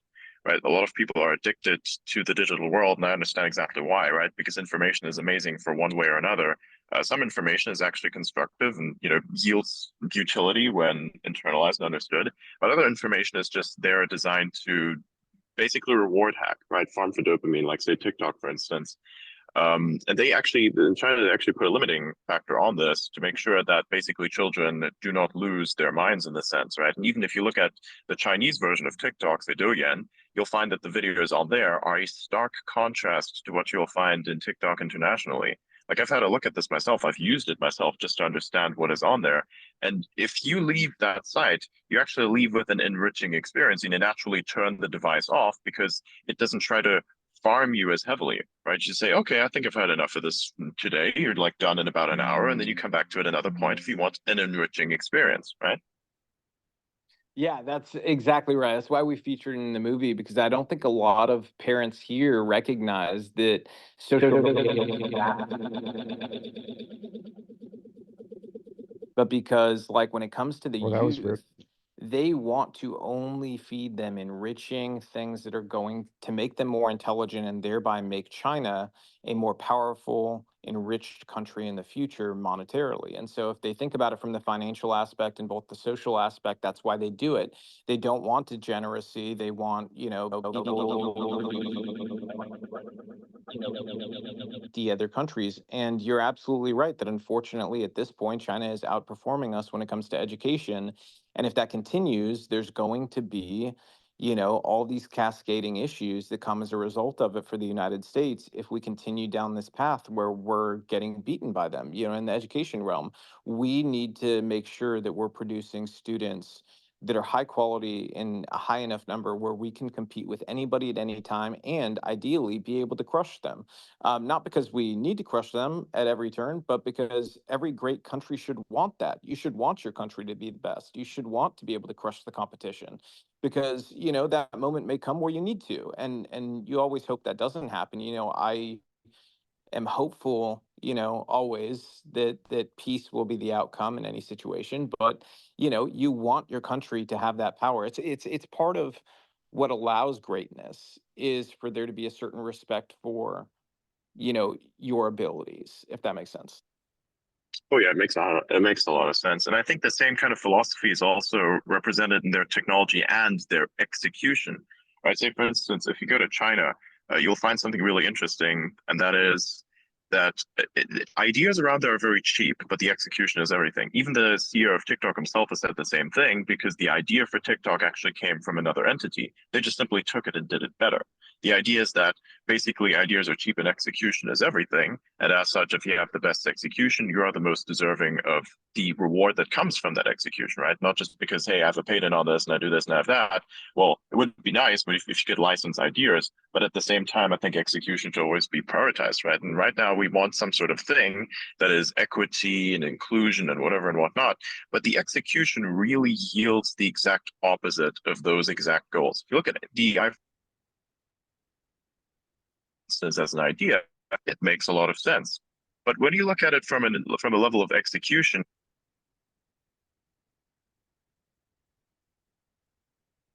You know, the thing is that the people who run the educational system, same people who run just about everything else, they don't want kids to grow up thinking for themselves. They want kids to grow up to be followers of the mainstream that is already existing. And so that's what you have to deal with. I'm noticing that I needed to install like a new audio cable in order to try to make it possible to turn down the audio and talk whilst they are talking. So it might be that I need to reboot the computer and rejoin Zoom in order to make that happen. Or we could just let it play and then everyone agree to use chat to communicate amongst ourselves while we're listening. But speaking of chat, Totally. some of us will, I mean, I mean, obviously Sienna, oh no, Sienna's here. Okay. I thought she had left to join it. Okay, you're here. Maybe you're listening. Maybe you're doing I'll both. join my laptop. How can I join it on my laptop with the X account? Because I'll try and do both on my phone and the room, if that's I don't possible. know if you can do it. Yeah, you might have to open the actual, I don't know. I'm so non-tech. You guys are about to become obsessed. I'll just let you know right now, because honestly, he had the group he has, and I think there's like 3,000 people in it. It's called X Accelerationist or something.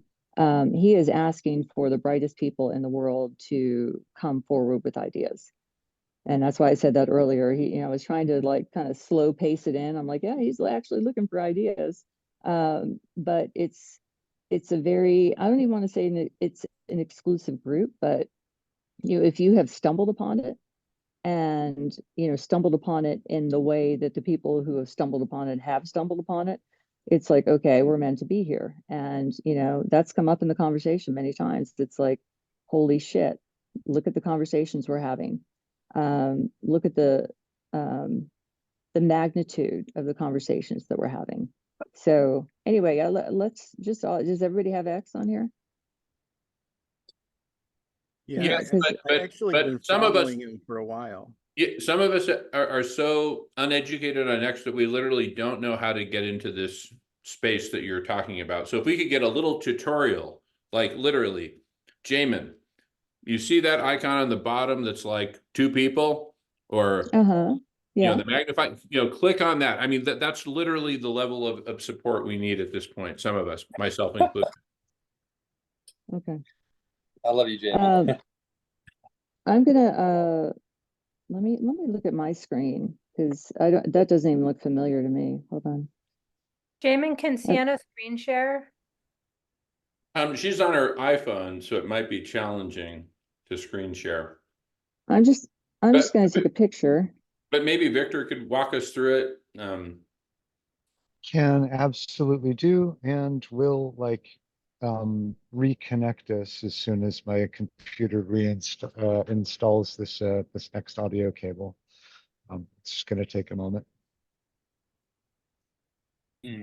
That does sound like In Elon. the meantime, though, I may be able to patch in the audio just from my computer locally here. I think that this is going to come up faster if I do it this way. I could screen share the audio too. It's letting me send a screenshot. Yeah, the screen that you have, Jamin, looks nothing like mine. So, yeah, it's not a hard platform. If you go on there, just search for Adrian Dittman. Seriously, if you open X, just search for Adrian Dittman. Okay, can you put that? Can you spell it in the chat, or can somebody spell that in the chat? Adrian, what is it? Yeah, D-I-E-N? hold on. Hold on.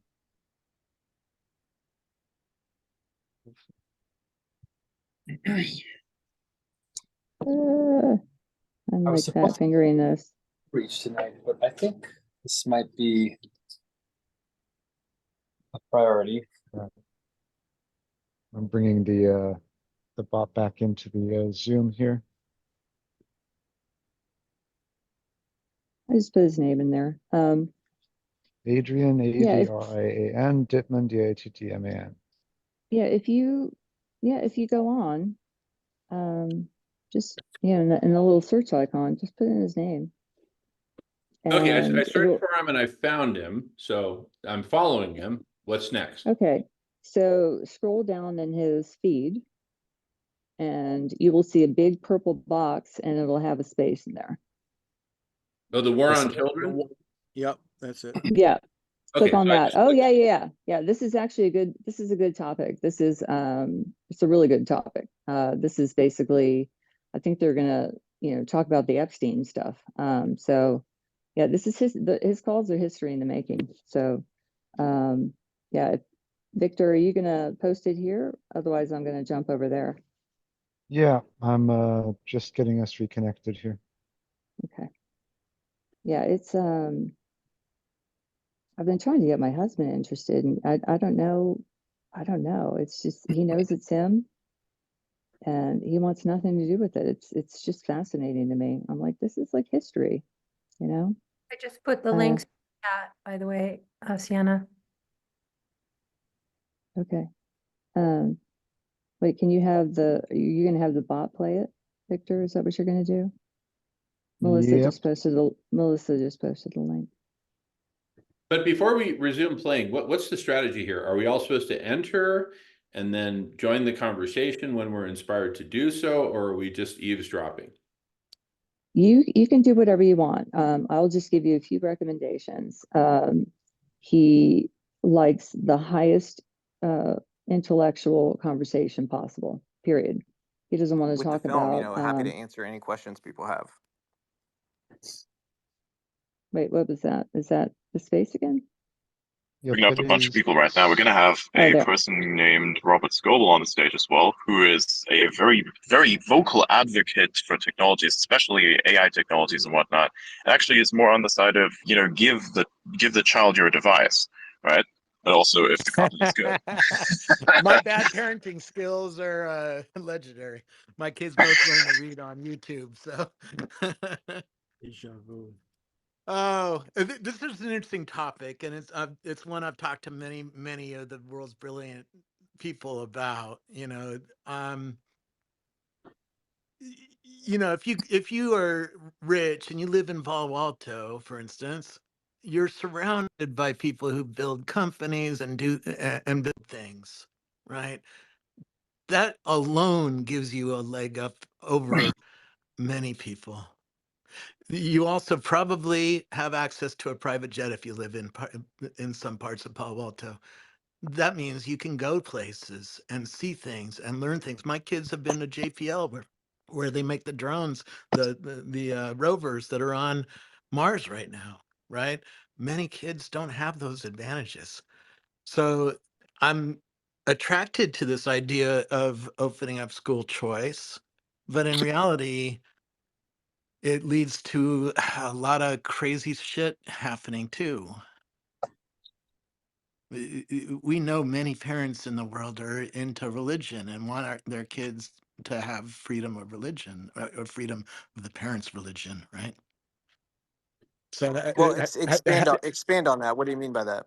how do you keep society from just being moved around for religious reasons versus I totally agree that, you know, we should close down schools that aren't performing and move kids to schools that are, or fund the schools to get better teachers into them to get the kids educated. Uh, how do you see that all working out, particularly with the because there's some part of the people I talk to are really into school choice because of their religion. Some people are really into school choice because they want their kids to have a better education. I think we all want our kids to have a better education. How do you rectify those 2 points of view? I think you actually identified something very important about why school choice is great, because whether you want a great education for your kid or whether you want them to be in alignment with your religious values, you know, that's a parent's call to make. And I think that, you know, in the end, the way I think about it is like, what does the government do well? Very few things. I mean, they're good at taking our money. That's the one thing I'll give them. They're fantastic at that. Outside of that, you know, what have they done an exceptional job at? And it's hard to identify something right now that they're doing a fantastic job at. And not just under Biden, but I'm saying just in total. Like the federal government in total does a really terrible time of serving the people's needs. And the reason for that is because they were never really intended to serve everybody's needs on a state and local level. That's why we have local and state government. And I'm a big believer in, you know, the more local you can get with things, the better outcomes you usually have because of the fact that they know the needs of that locale. But you know, when you look at this overall, if you're able to sort of provide a win to all parents and kids, and at the end of the day, if I told you the outcome is that education improves the outcomes by 20% overall, does it really matter if some people make the choice to take their kids to a religious school? Because at the end of the day, our public schools in many segments of the country have essentially become, you know, these places where they're teaching a new religion, a very politically charged religion that, you know, in itself has all of these required attendances to protests and rallies and all types of things. I mean, you can go on, and they feed an ideology into there. So, you know, one ideology versus another, I think, you know, it's not really a call the government should get in the middle of. And if we can return people's tax money to them that's already earmarked for their child's education, you know, it's their choice what they do with it.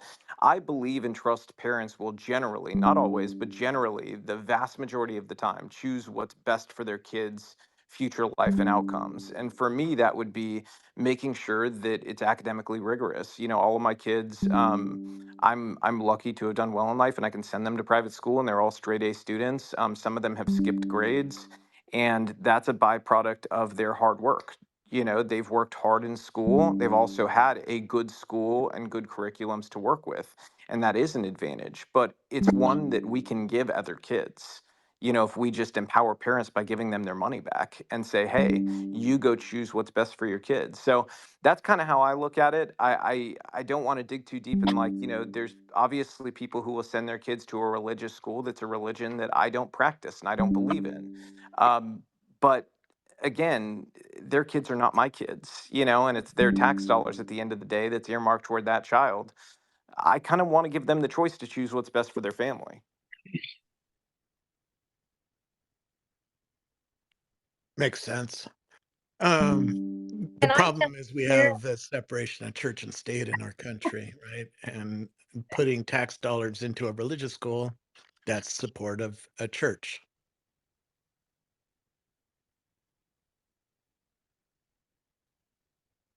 It's a hard one to rectify. And if you're taking a God view of USA or any country, do you want your country to go completely into a religion and be indoctrinated into a religion? And my mom belonged to a religious cult up in Montana, right? Do you want your kids to do you, it's not your kids. Do you want society to go that direction? So one thing that's important to clarify is there's a lot of mistaking what separation of church and state means. The separation of church and state, the intention of the founders is essentially this: the government should not dictate to religions or religious schools or operations or Mm. whatever what their standards need to be or what they need to do or what they need to believe. It's not that the government can never be involved with a religious anything. I mean, look no further than Catholic charities, which take in massive amounts of money from the U.S. government to house, migrants, which is something I fundamentally disagree with, not because they're a religious entity, but because what they're doing is essentially aiding and abetting the mass importation of people who are coming here illegally. And I don't think that that's helping our country. But in terms of religious crossover, there's plenty of it in many different areas because separation of church and state is not a Hey, line everybody, that's saying, they as can't touch each other. fascinating It's as one this saying is, that the Melissa government had her can't hand up a bit ago. control religious Can we institutions mute that and for a can't second? go in Talk to and sort Melissa. of act as an arbiter of what they're allowed You to betcha. believe or practice, Okay, Melissa, go ahead, sweetie. I was just wondering if we can comment on what's being said, or are you guys just listening to this all the way through? Well, so great question. I think that it would be great to have like a back and forth. I can try to create that. Oh, thank you. The way that I do that is probably to like create the ability to turn it down a bit. How do we get age? Yeah, Say again? I'm kind of wondering. He'll let you guys up. Although this educational conversation is extremely important, and I go along with that. But is it an appropriate conversation for what we're trying to talk about in the after chat? Or so that's It might be. I mean, we could maybe turn this into the after party. I like to improv things, and you guys should at least become very familiar with what he's doing, because he's already in some aspects doing what you guys are wanting to do on a more global scale. He's connecting with people on an highly intellectual level and having conversations there, above the static, above the noise, above, I mean, you will not hear him talk about politics. You will not hear him talk about, I mean, like the word politics, the word religion, but, they don't do deep dives. They speak at such a high level that, solutions are being found, real time. And because people like Robert Scoble and Brian Rommel and I mean, I could go through a whole list of people who've been on his. I mean, like Bill Ackman. You guys know who Bill Ackman is. He's he's the hedge fund manager who's involved with the firing of the Harvard president. As a Harvard, I think, yeah, Harvard president Claudine Gay. He is the reason that she was fired, and then in turn, his wife became kind of like subject of plagiarism thing. It was big news. He covers like it's like a talk show. You see what I'm saying? It's because he brings on like really interesting people talking about current events with very little ego. He just wrote unbelievable at the top. So yeah, I don't know if we can Target, get it back on. Walmart, I believe, and we're saying they were referring to them. So So I'm going to try it's a matter of turning being it down a specific to bit. each one of those things. But if you're looking at sort of like I what don't is the think larger global if you could conspiracy mute it here, again, because I would say here- look no further than places I like mean, We could just spend the next several hours just listening to this conversation. That's certainly a possibility. I grant you all that. Like George Soros, But who I, pump a lot of money into these different but if you causes, could mute that, they thanks, then Victor. downstream spend the money to continue the. So I mean, it sounds like that's one of the proposals on the table is we all shut up and we just listen, and that may be fascinating. But I would like to suggest that each of us here in this Zoom room at least have a chance to say, you know what, here's what I'd like to do with this time here. And we may all be unanimous on that. That's great. Then we just shut the hell up and listen for the next several hours.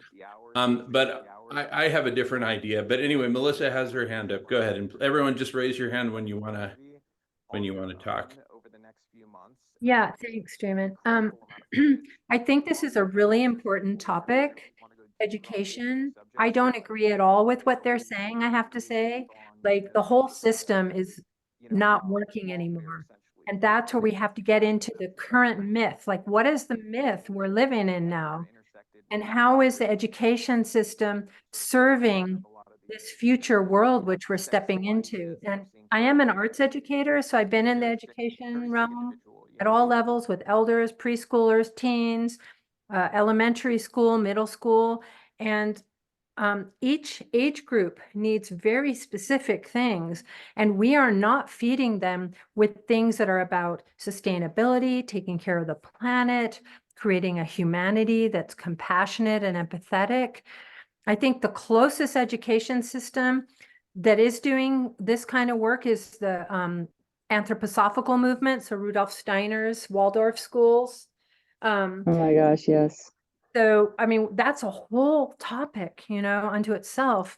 This Melissa, whole, can I make a recommendation? Because Yeah. you would be so good. What you just said, he would absolutely love your perspective. He listens to all perspectives, all perspectives. He is not, and that's one of the great things about him. He will, he speaks above any ideological bent. So you'll have people from very far right points of view, very far left points of view, and all stages in between. So he is, and this is the thing that I think is important for you to kind of connect, Jamin, is that he is looking for minds who help him get to the next level, and he's looking for ideas to kind of change, things in an instant.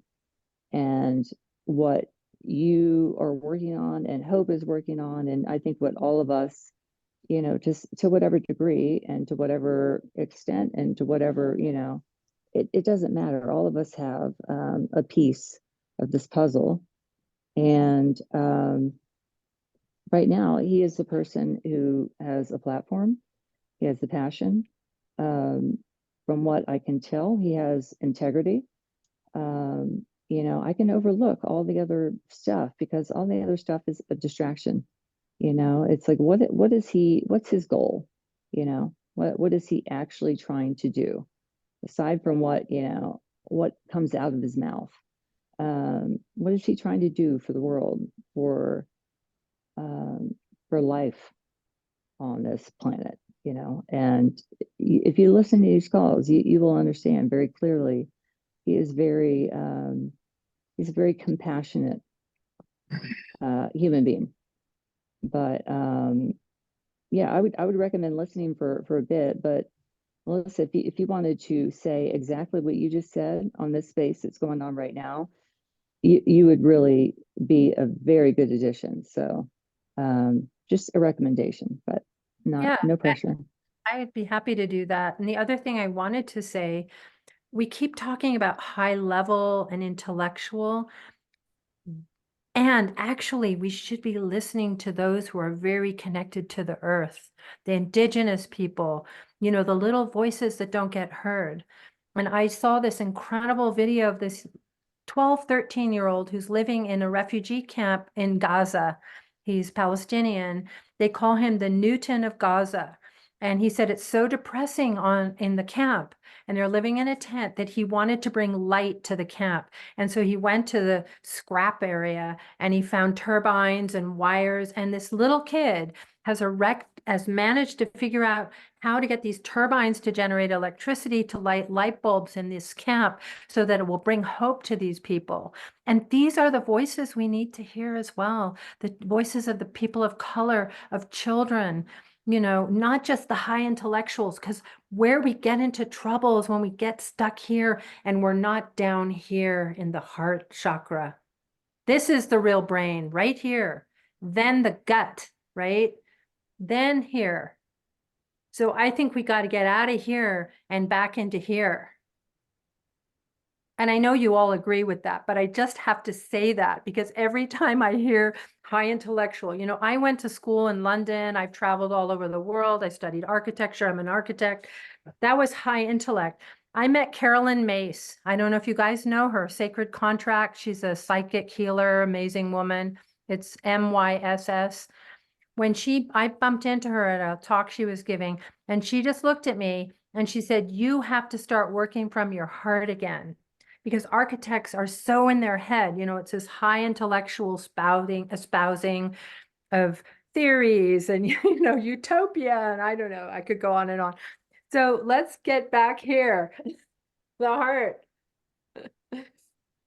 That's where the solutions are. How do we be aesthetic beings?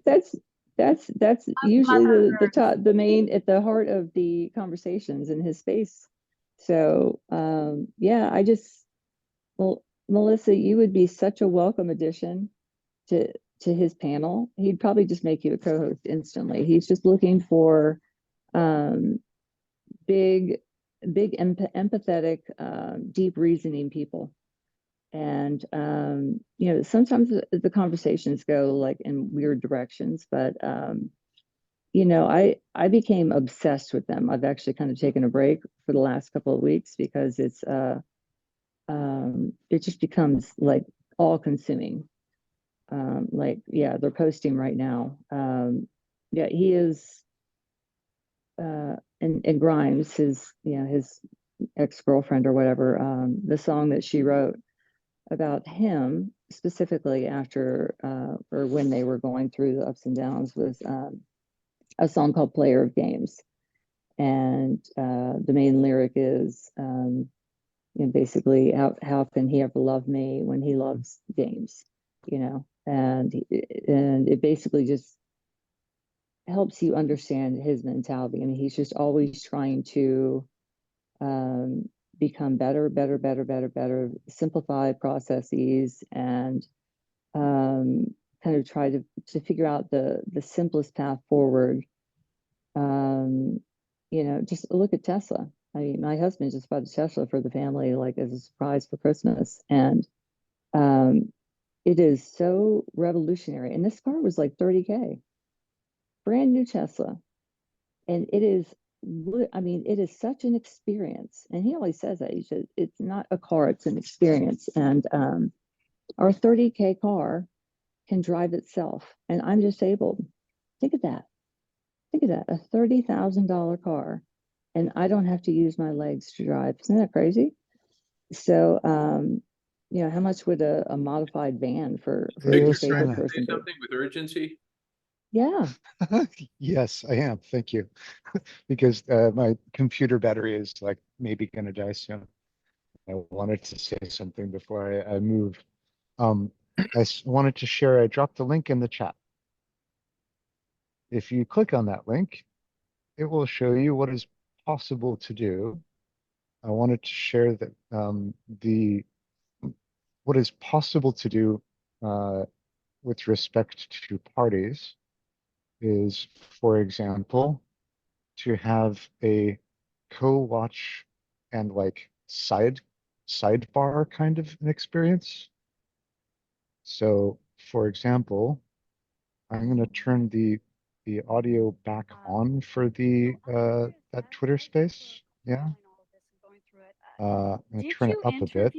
anybody who you'll I'm notice that like referring to the this is transgenderism that's going audible, around. Did but you also you can interview still kind anyone of who hear had me actually whilst transitioned? And the we're reason that I'm talking. asking that in So regards to it's this possible cause to that you're try pushing to forward find a to call level at which attention it's to possible to is have a there's a conversation gentleman and on here. also to be His able name is to Buck like Angel, pause and he and used to listen, be a woman respond. and transitioned to a And man. so on the And when side, all of this stuff was going on what you last see year, have I actually if you met click him on that through link X, so is he that identifies as a they man. have a Previously, Twitter he live has stream children going, from when he was a right, female.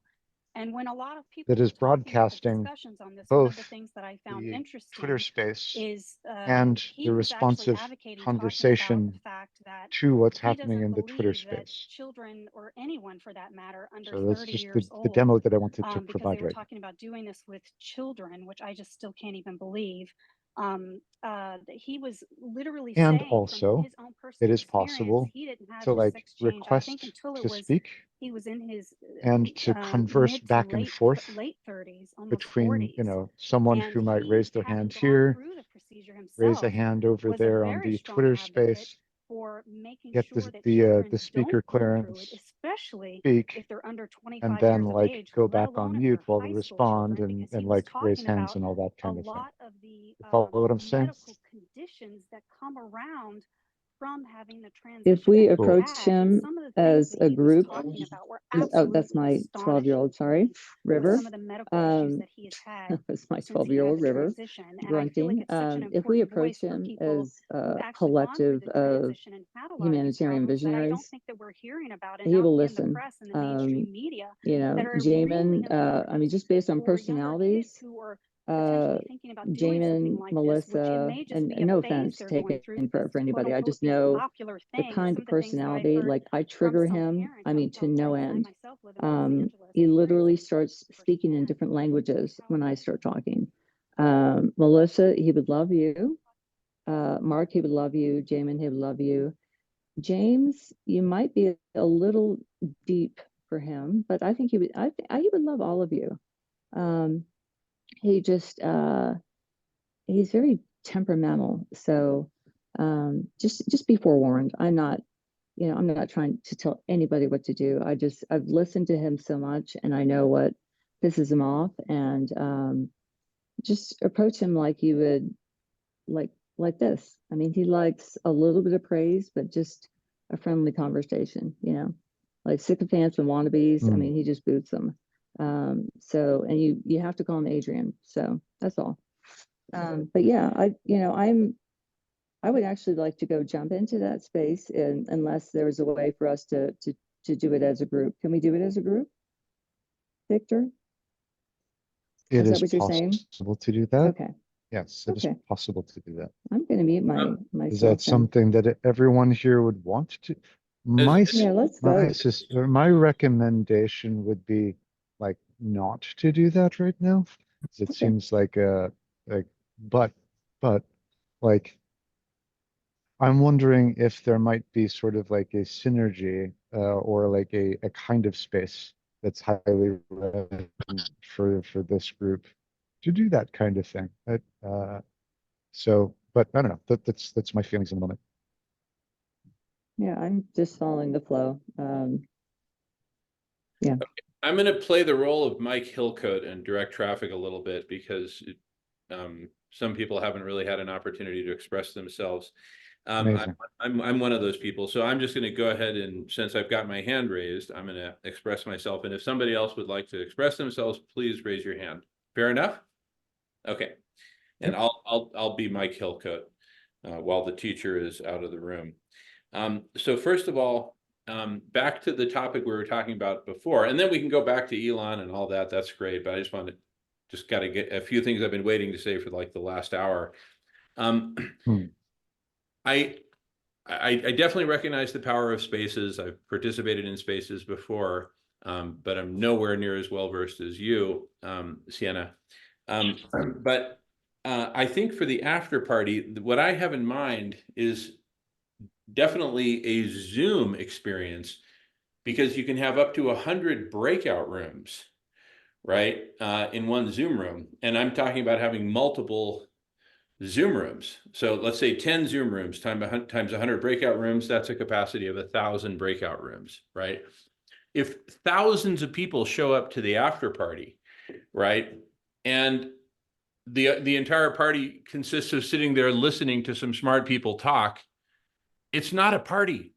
It's yet another, it is a party. It's a watch party. It becomes a watch party. What we're talking about is creating something fundamentally different from the watch party, which is an after party. And so what I have in mind is that we do this on Zoom, not on Twitter Spaces, for exactly that reason. So that's one point I want to make. The second point I want to make is that the way that we market this is literally the coolest party on earth, because its objective is cooling Mother Earth. What could be cooler? Literally, ask Adrian this question if you want to. What could be cooler than cooling the planet? The answer, nothing, other than maybe Pluto or something like that. Nothing could be cooler than cooling the planet. Okay, that's the second point I wanted to make. Hey, could you give me a mission statement? Because I just yeah, I just want to understand exactly what your whole message kind of comes up to. And I mean, yeah, he always says 20 words or less. Yeah, well, I have multiple messages. One of them is cool the planet. That's 3 words. Okay. The second message I have that actually precedes that one is we need to do an after party so that we get humanity properly configured so that we can cool the planet. So those are my 2 messages, 2 words, after party, and 3 words, cool the planet. There, 2 messages in 5 words. I'm under budget. Now, the All third. right, I can work with that. Yeah, just understand. I'm trying to make all the connections. Somehow it's all going to wind up getting connected. But yeah, I understand the need for the visual. Yeah, and the breakout, the splinters. Yeah, that's yeah, I'm trying to process all of this, because the thing that I was originally thinking was go where the person, you know, that you're focusing on, where their main follower base is. That's the only reason I started there. So if it's Paul Beckwith, that's his name. Does he have, where's his main like presence?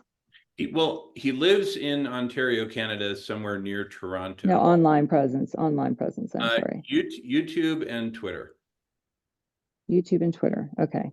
So let me think about this. Yeah, I just think it would be a positive sign to meet them where they are, meet them where their followers are, and maybe introduce, you know, something new. But you know, you could have the Zoom. Yeah, it's so weird. My husband is actually creating this app that has side-by-side videos, like you can be in 2 places at once. And it's funny. I don't know. I don't really understand tech, but that's kind of what I'm seeing is, you know, you can be in 2 things simultaneously. I mean, I think that's where tech is going, and maybe it's already there. Maybe I'm just behind the times, but you know, where you can be basically having 2 social media platforms simultaneously, you know? So like if somebody is really more comfortable with X, you could also kind of bridge that conversation and have it on, you know, Zoom. So it's like this. I mean, you're looking at it because I think X is moving to, you know, facial videos. We're not there yet. I don't know when it'll be there, but I don't know. There's just it's got to be. I mean, it's going to be that there'll be a way to bridge, you know, multiple, and maybe even like 4. I'm picturing like the Brady Bunch, you know, like all the images start coming up, and you can have all these multiple, like what we're looking at right now. This is the Brady Bunch. Oh, we're like the Brady Bunch. Brady Bunch. You're raising some hands, Sienna. So when you're ready to pass the feather, some folks will be grateful. Okay, so until everyone is as smart as Victor, that ain't happening. It's and that may happen next week. right? With AI and this and that, you know, we may all be as smart as Victor. But until then, you're either in a Zoom meeting or you're in a Twitter space, and you're not in both places. So what I would recommend as the solution to the conundrum you've posed is this, that when we talk with Paul Beckwith, and the sooner the better, we say, hey, Paul, after party, after party, after party. But that whole conversation is medium agnostic. We're just talking about an after party. And then whenever he's sold on it, he'll say, well, what medium? We'll say 2 different media, Zoom, Twitter Spaces. Let's do one after party on Zoom and one after party on Twitter Spaces. And let's do them at different times, unless everyone is like Victor. You know, by the way, when everyone becomes as smart as Victor, somebody just call me in the middle of the night and say, Jamin, everyone's as smart as Victor now, so we can do all this stuff simultaneously. I'm not quite finished. Because we're in the middle of a conversation that's been cooking for hours here, so please bear with us. So do one after party on Zoom and a different after party on Twitter Spaces at different times, right? And passing the feather. No, actually, before I pass the feather, one other thing I want to say is the way that I would propose that we get this promoted. The first step is get Paul in the Zoom room with us, or the Twitter space with us, or in my house, or wherever. But we got to talk to Paul. Once we do, we sell him on the after party. Then we talk about media, and then we say, okay, the next step is let's record a 3-minute infomercial, a 3-minute YouTube video that Paul Beckwith can post on his YouTube channel. So his 30,000 member YouTube audience will be able to watch it. He can also tweet out the link to the aforementioned YouTube infomercial so that everyone who's following him on Twitter can watch that video too. And just inviting his whole audience to one or the other or both of 2 different after parties. And with that, I pass the feather. Thank you. And Victor, you're up. Again, I'm playing the role of Mike Hillcoat, followed by Sienna. Go for it, Victor. Woof, woof. I don't know if it's intended, Jamin, but it's kind of I'm picking up a strong kind of frustrated vibe. I don't know. Oh, no, well, I was Oh frustrated. no, I'm working hard on chilling that I out. know. I Well, think I'm being well, successful. and part of what one of the themes that I've picked up, Jamin, across these multiple conversations is a thread, and that thread like makes a shit ton of sense to Jamin and pretty much sense to like everyone else. What I see happening in this conversation is like there's these other options, and I feel like Jamin is trying to like, you know, keep focused on like a Zoom conversation centric kind of modality of after parties because this has like been cooking for a while, and so like introducing alternate media platforms and this sort of thing may feel like a deviation from like a kind of trajectory. This is just like my sense of like the vibe. Um, so and all that said, like I don't think that you're wrong. I think that like like a Zoom centric kind of thing and having like an epicenter sort of a thing is pretty cool. I think that I don't really understand like your focus on Paul Beckwith in particular, but this, you know, if this is your vibe, then like I'm all about it. This seems like a good enough place to like field test the after party kind of a concept, and it sounds like he's a like important or rather impactful like to you in particular that you're seeing something there, and I trust you. I trust this like this your sense of discernment around like who to engage around the challenge of like global warming, because hell yeah, that's a big problem. And also hell yeah, like if there's like an energy that's going that direction, like totally, like I'm on board for it. Oh, and also like the kind of tension that there is around it feels kind of grasping. So um I would encourage like a like little bit more of an expansive sort of energy, and a little bit more of um, finding the synergy, seeing that these are synergistic like ideas that are coming together. And yes, like co-watch and talk party, not the same as after party, but also an important category of conversations. Yeah, no. So, whew, I'm my response here is like cooling it down a wee bit and affirming that yeah, we're all sort of like in a synergistic mode. And also, I heard Sienna like offering some pretty concrete sorts of questions. Like, all right, so what's the thing that we're going to do to like pull together this first watch party? How is it we're going to go about like engaging with Paul Beckwith if that's the first one? I'm been kind of like in this getting balls rolling kind of mode too, Sienna, and I appreciate the vibe. So uh, it sounds as though there were people.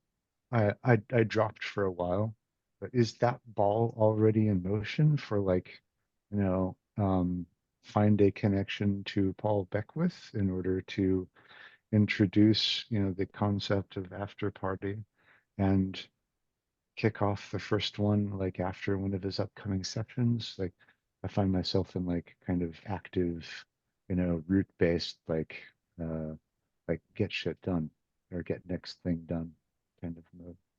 That's where I find myself. And Sienna or James, I see both of your hands up. Oh, sorry. I'll just speak briefly. Yeah, everything you just said. But I'm just trying to offer, yeah, and again, I tried to preface it. I'm never trying to step on anybody's toes.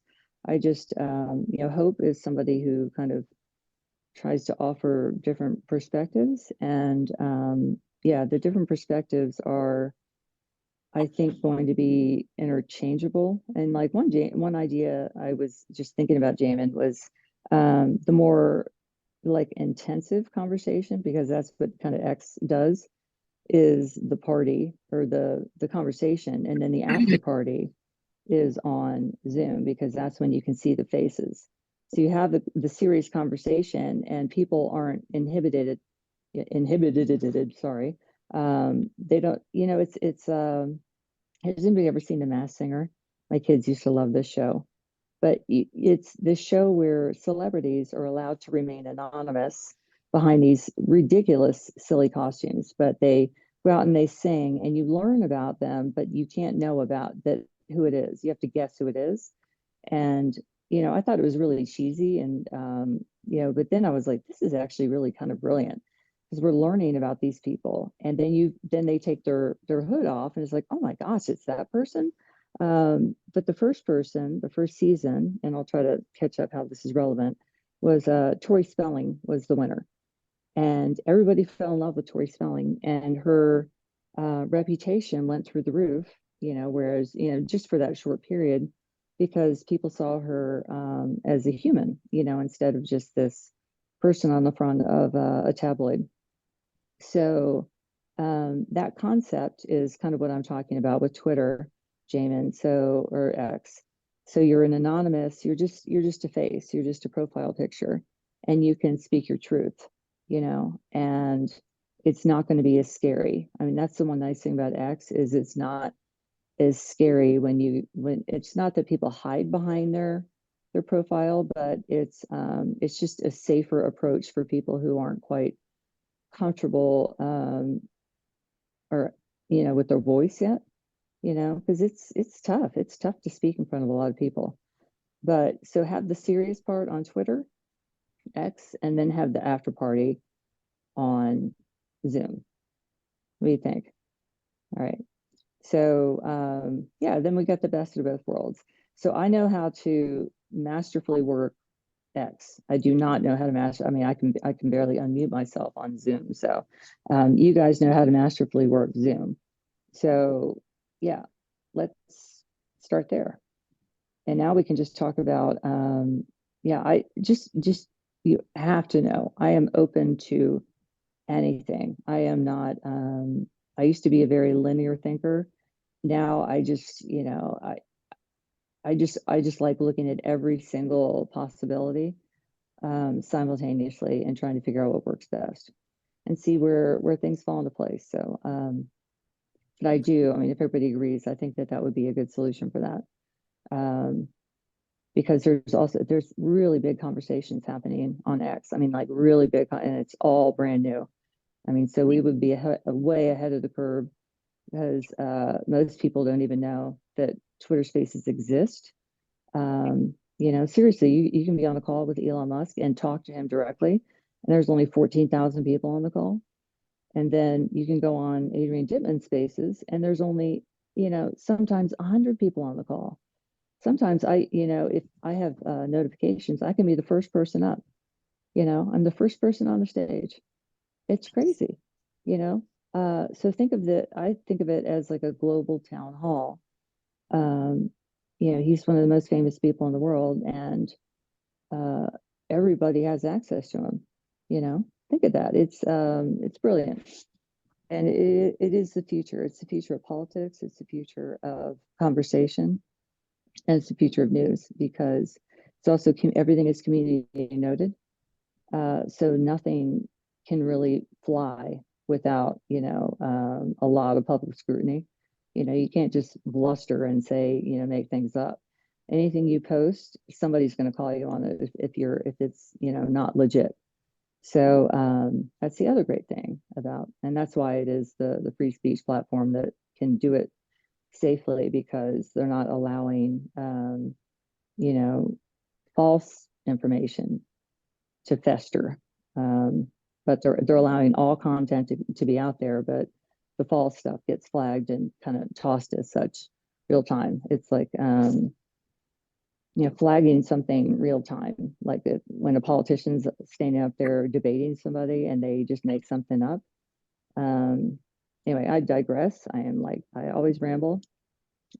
Twitter, you pick the person and it'd be cool if I could create like a survey monkey and I'll put all the factors that we need to consider for the Twitter space in a survey and just put like different options and that way you guys everybody can just vote on it and we could do the same with Zoom if you want. Survey monkey is I just think a brilliant concept and it's very Sienna, private. just out of Yeah. curiosity, so the survey part, I'm interested and I have a question about it. Then I'd like to hand to Desmond. I see Desmond's had his hand up for a goodly long time. Was the survey for the purpose of in meeting, making it possible for a large audience to bubble questions, or what was the context of survey?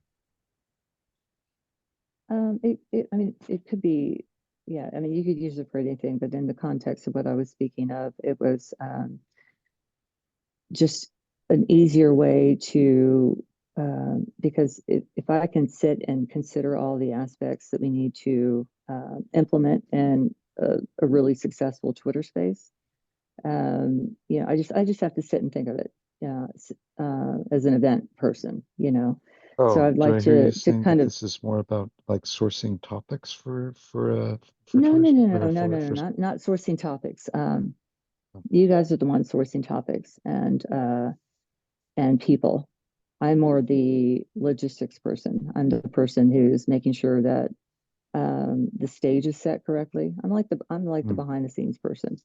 That's who I've always been. I'm a very smart behind the scenes person. I'm going to drop soon. Sienna, I would love to connect again. Like once, I think I'd offered this previously, but I'd love to connect one-on-one. Again, the way that I can offer to do that is the one-on-one link off of vibecafe.xyz.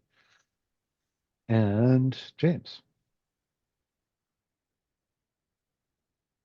Thanks, Victor. And thanks, Sienna. Thanks, everyone. I love what you're saying, all of you. I mean, great. And great idea with the X and everything else. And thanks for bringing us in and giving us an insight into that platform and that talking space and everything else. So that was great. I mean, that was just something we just all learned there anyway. So that's brilliant. I think what just happened on bearing on what Victor, nice call, Victor. I think you picked up on James' frustration, which is obviously enough because I could see he was frustrated because I was getting a bit frustrated myself in the background. I was saying, hang on a second, no, I still don't know how to get into this Twitter space.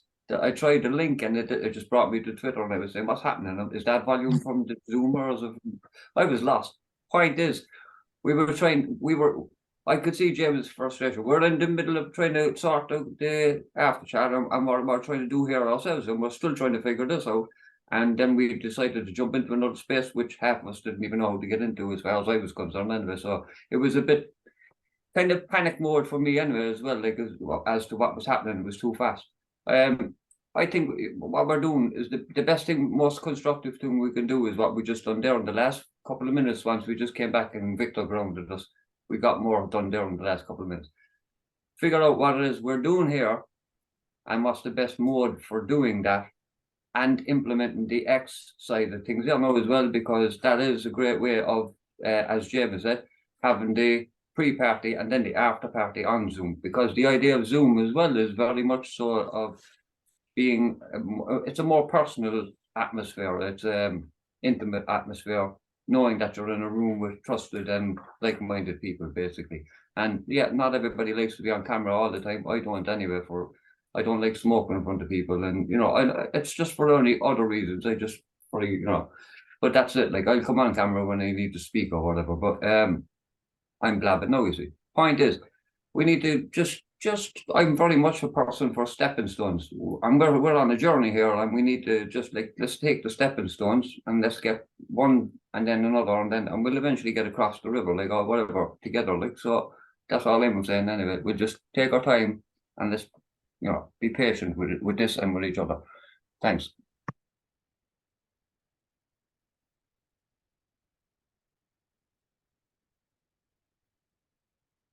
Melissa, go that's ahead. you, Melissa.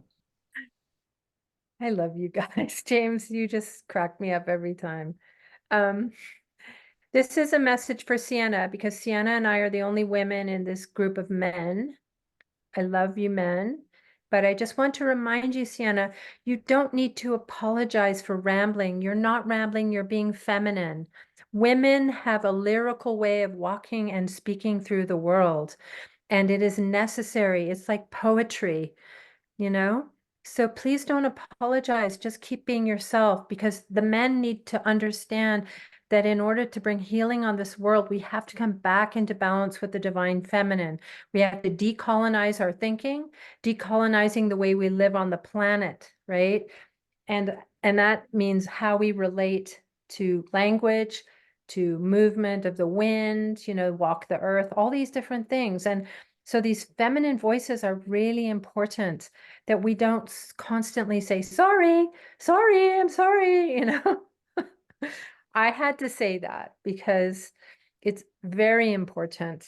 Just like thinking about the other beings on this planet, women's voices are important, and we mustn't find excuses for being who we are.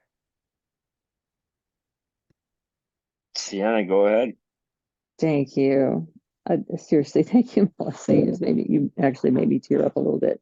And Jamin, I wanted to apologize. Yeah, I don't ever want to appear as if I'm trying to step on anybody's toes. And I just, I've been on this path for a very, very, very long time as well. And I know I'm new to the group, but I've kind of gone down, I don't know, maybe some rabbit holes you guys haven't thought of. And I'm sure you guys have gone down rabbit holes I haven't thought of. But just know that I feel like I've been a part of this group for the last 5 years. That's just how I feel. So when I'm throwing things out there, I'm not trying to say, oh, hey, let's do it this way instead. It's anything I bring up, it's just a different perspective. And maybe we could incorporate it, because I always like trying to throw out like 30 different ideas and then narrowing it down very quickly. That's why I think the survey thing is kind of cool.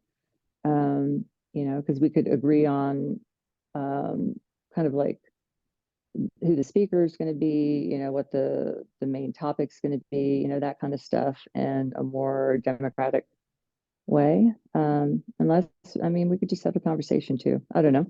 It's just whatever's easier. But yeah, I'm just going to be frank because that's all I've got. Jamin, whatever you decide to, or whatever is decided upon in this group, it's the steps become very easy for people like me and Hope, specifically. I don't know why. The conversations we've had, it's like, why is this specific thing so easy? How that applies to every person on this space. There's something that just comes easy for you, for whatever reason. Just like how to connect dots has always When you're been. ready, Sienna, you raised Yeah. James' hand. Yeah. Yeah. Yeah, no, I'll carry on by all means, Sienna. Sorry, my hand is only up until you're finished speaking. No, Well, I'm going to interject then, and some of you will get this and some of you won't. Sienna, I'll let you be Frank only if I can be Margaret.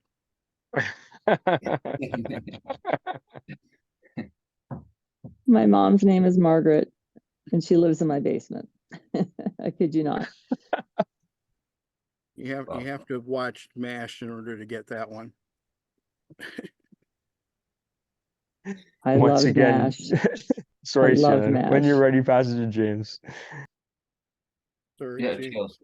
Thanks. I'm just saying, like, the Paul Beckwith isn't the one and all, the be and all for this, for what we're proposing at all. He's a good starting place. Basically, we thought of who could we start with is a good starting place. Given as I said, it would have been earlier on. As I said, when Jamin gets back, it would be good for Jamin to give us a kind of a very brief kind of for all of you that just joined us in the recent months, and we'll have a brief, like, why did he start this, and originally why we are all here and how it is we're all here now and what we're trying to get, like where we're going. Like, so we all know where we're going, what we're trying to do, but at the same time we're trying to build it together. But like, it's not all about global warming, but the reason we chose Paul Beckwith is because, as I said earlier, everything falls in under that umbrella, really, because unless we deal with that main issue, all else is mute, basically, if you think about it that way. Like, and so that is why we chose Paul Beckwith, because of the urgency of the topic, the type of people that we know will be drawn to that conversation, which will be only like-minded people who are interested in that actual topic of conversation and who listen to his videos, you see. So it's only basically a way of getting, for one end, ensuring that we're not going to get a load of Zoom bombers or whatever, but it's getting a specific audience into the room to have the actual conversation. James, we're gonna welcome our Zoom bombers when that happens. That'll be a moment for celebration when we raid a Zoom bomber. Well, we dealt with them before. We know how to deal with them now on Zoom, so that's a good thing. Lesson learned there as well. Yeah. So the point is anyway. It doesn't have to be a Paul Beckwith, but I think it's a good starting place, is what I'm saying. And so I think, like, just to give you a bit of focus, as you were saying for yourself, and Hope, I think we should approach Paul Beckwith first and foremost. We figured out, right, what exactly, right, what will we do here? Which way will we do it here? I think what your suggestion was having the main, like Paul Beckwith giving the main talk about whatever video it is, latest video he put up, we say, which is a really good, interesting video overall that would encompass a lot of conversations, we say, not just one specific. And if we can choose one of those videos, because he's plenty of them out, on his YouTube channel, and get him to come in and do a talk on X, on the X platform that you just showed us there earlier, and that would be the serious conversation. But what we have to do is approach Paul Beckwith and offer him the opportunity to invite him to give a talk on the X platform and give him the reason as to why we're giving him why we're inviting him. Well, and James, this is why these conversations I recorded are so important. Not to interrupt you, I just want to add to what you're saying, because This is exactly the point, is that there's a little bit of homework before someone like him or any person in that position that we want to approach. They need to understand, how this is functional and efficacious for them as well, right? Not to interrupt, Exactly. James. Go ahead. Yeah. Yeah, exactly. I mean, all I'm saying is we basically Paul is on X himself, and he's on he plenty of YouTube channels. So we're not, what we're doing was what you're asking him freely is not to do not more than he's normally doing, which is normally putting out his videos, but we will invite him to a conversation on the X platform in relation to one of his recent videos, and that we would ask, the one ask we would give of him is that he would put out an invitation on his next video to his audience to join him and other members at this conversation on the X platform. So what we need to do is, and then we need to convince him as to why we're doing that. And of course, once we get him, or if you can get him in a meeting, as you said, Sienna, you're good at reaching out to people. What you would be saying basically to him is that his work is vital. It's very important, and he knows by his own followers, his own those people who follow him all the time,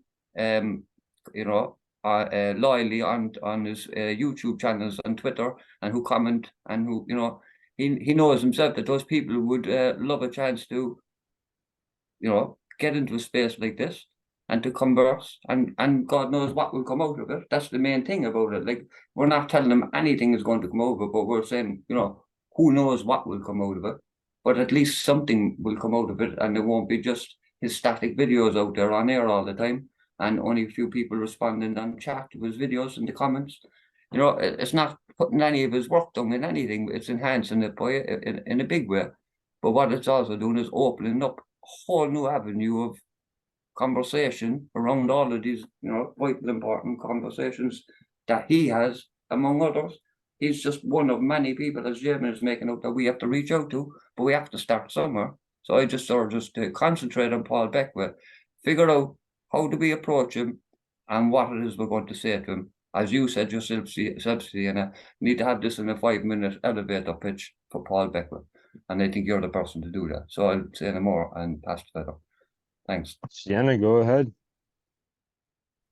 Okay, so thank you so much, James. You're just, my goodness. Bye, you're Melissa, just by the such a way. Sorry calm if you're voice of tapping reason. out. Sorry, yeah. Thank you so much, Melissa, for your presence. But Sienna, go ahead. Yeah, Melissa, Jamin, I mean, all of you, Mark, Victor. I mean, this is I'm so sorry, Marco. I loved your little Margaret. I loved MASH. Oh my gosh, I loved MASH. That was like my childhood, back with Twilight Zone and all that stuff. But I just kind of want to throw, I don't know, I see things, and I'm an artist. I have thousands and thousands and thousands of images of my paintings that I've really never shown anybody. So I paint kind of like, I don't know what I channel. I paint what I envision. But what I'm envisioning for this space, Jamin, your after party. So just kind of go with me, just kind of close your eyes, and I'm going to try to walk you through it like it's like this is what's happening. And ending with an after party. Oh, look at Jamin. I got Jamin right up close and personal. I like that. Thank you for taking this seriously. So I am very good at promoting things. I'm very good at connecting people. I'm very good at setting tones for events and things. And kind of like, I don't know, it's just I can handle all that stuff. It's like not even I don't even have to think about it. So I will handle the Twitter side or the X side where we promote this space among the people who are coming there.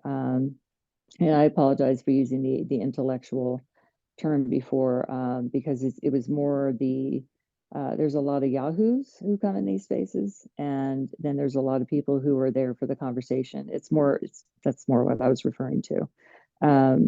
But so the X space would be promoted to the people who are there for the conversation. And, for the, because it is like it's like a town square, town hall. where the person who's kind of like the the honored guest gets to speak, and then they open it up to, the audience, basically. It's brilliant. It's brilliant. So, yeah, what I see on X is we do a big promotion because you can promote it, pretty far in advance. It's almost like doing little movie previews, you know. And it's crazy. This app that my husband just magically has been creating is exactly what would be perfect for this. And it's like this side by side video thing that's branded. It's branded social media placement with like 3 to 5 minute videos. And it's perfect, but it's branded and it has little chyrons, like whatever the topic is. If you can follow what I'm saying, it would be like seeing the top 2 images here with a little chiron, but it's also branded. So after party would be like the brand. And then the little chiron could be this person is going to be on stage with us. So it's like a little preview. Yeah. It's a trailer. It's a trailer for what's to come. And you could have the music in there. You could have whatever you want. You got 3 minutes of like, open video as a preview, and you can have either one screen or two. This So is sorry not to interrupt you, Sienna, but I do want to add, like Victor and Jamin probably have lots to say about this, but we have all this data. We could just be chopping and skewing that, right? We could make a different 3 minute Chiron every time or something or whatever. Yeah. Yeah. It's I mean, you guys, I'm gonna bring my husband in eventually. I mean, he's like, he's a tech mind. I am Is he ready now, not. Sienna, finally, after a month of this? What time is it? Oh, he'll come. If he's watching some, I don't know. He likes. I No, call them it's all the good. 3 Ws. He likes Yeah. wars, westerns, and women. If yeah, it's like if there's death or breast, he's all in. So he's down there watching something gruesome or, some, I don't know. But anyway, no, he's brilliant. My husband is absolutely brilliant. He is not spiritual in any capacity. I mean, like well, I don't want to say any, but I think he's just in denial. He's getting He's here. in He's getting here. denial. Yeah, he's like fighting it. He's fighting it, It's funny, the things that happened to me in the beginning of like my spiritual evolution. When it happened to me, I was going crazy. When it's happening to him, it's like the craziest thing happened to me today. I'm like, really? Okay. When that crazy thing happened, something like that happened to me a few years back, it was like trip to the loony bin. But yeah, we've processed all of that. It's kind of a joke in the house now. But yeah, this journey's been profound for me, and I just feel like I'm with my crew. And Jamin, very, very simply, yeah, I could draft it up in an hour, especially with my husband because he's a genius.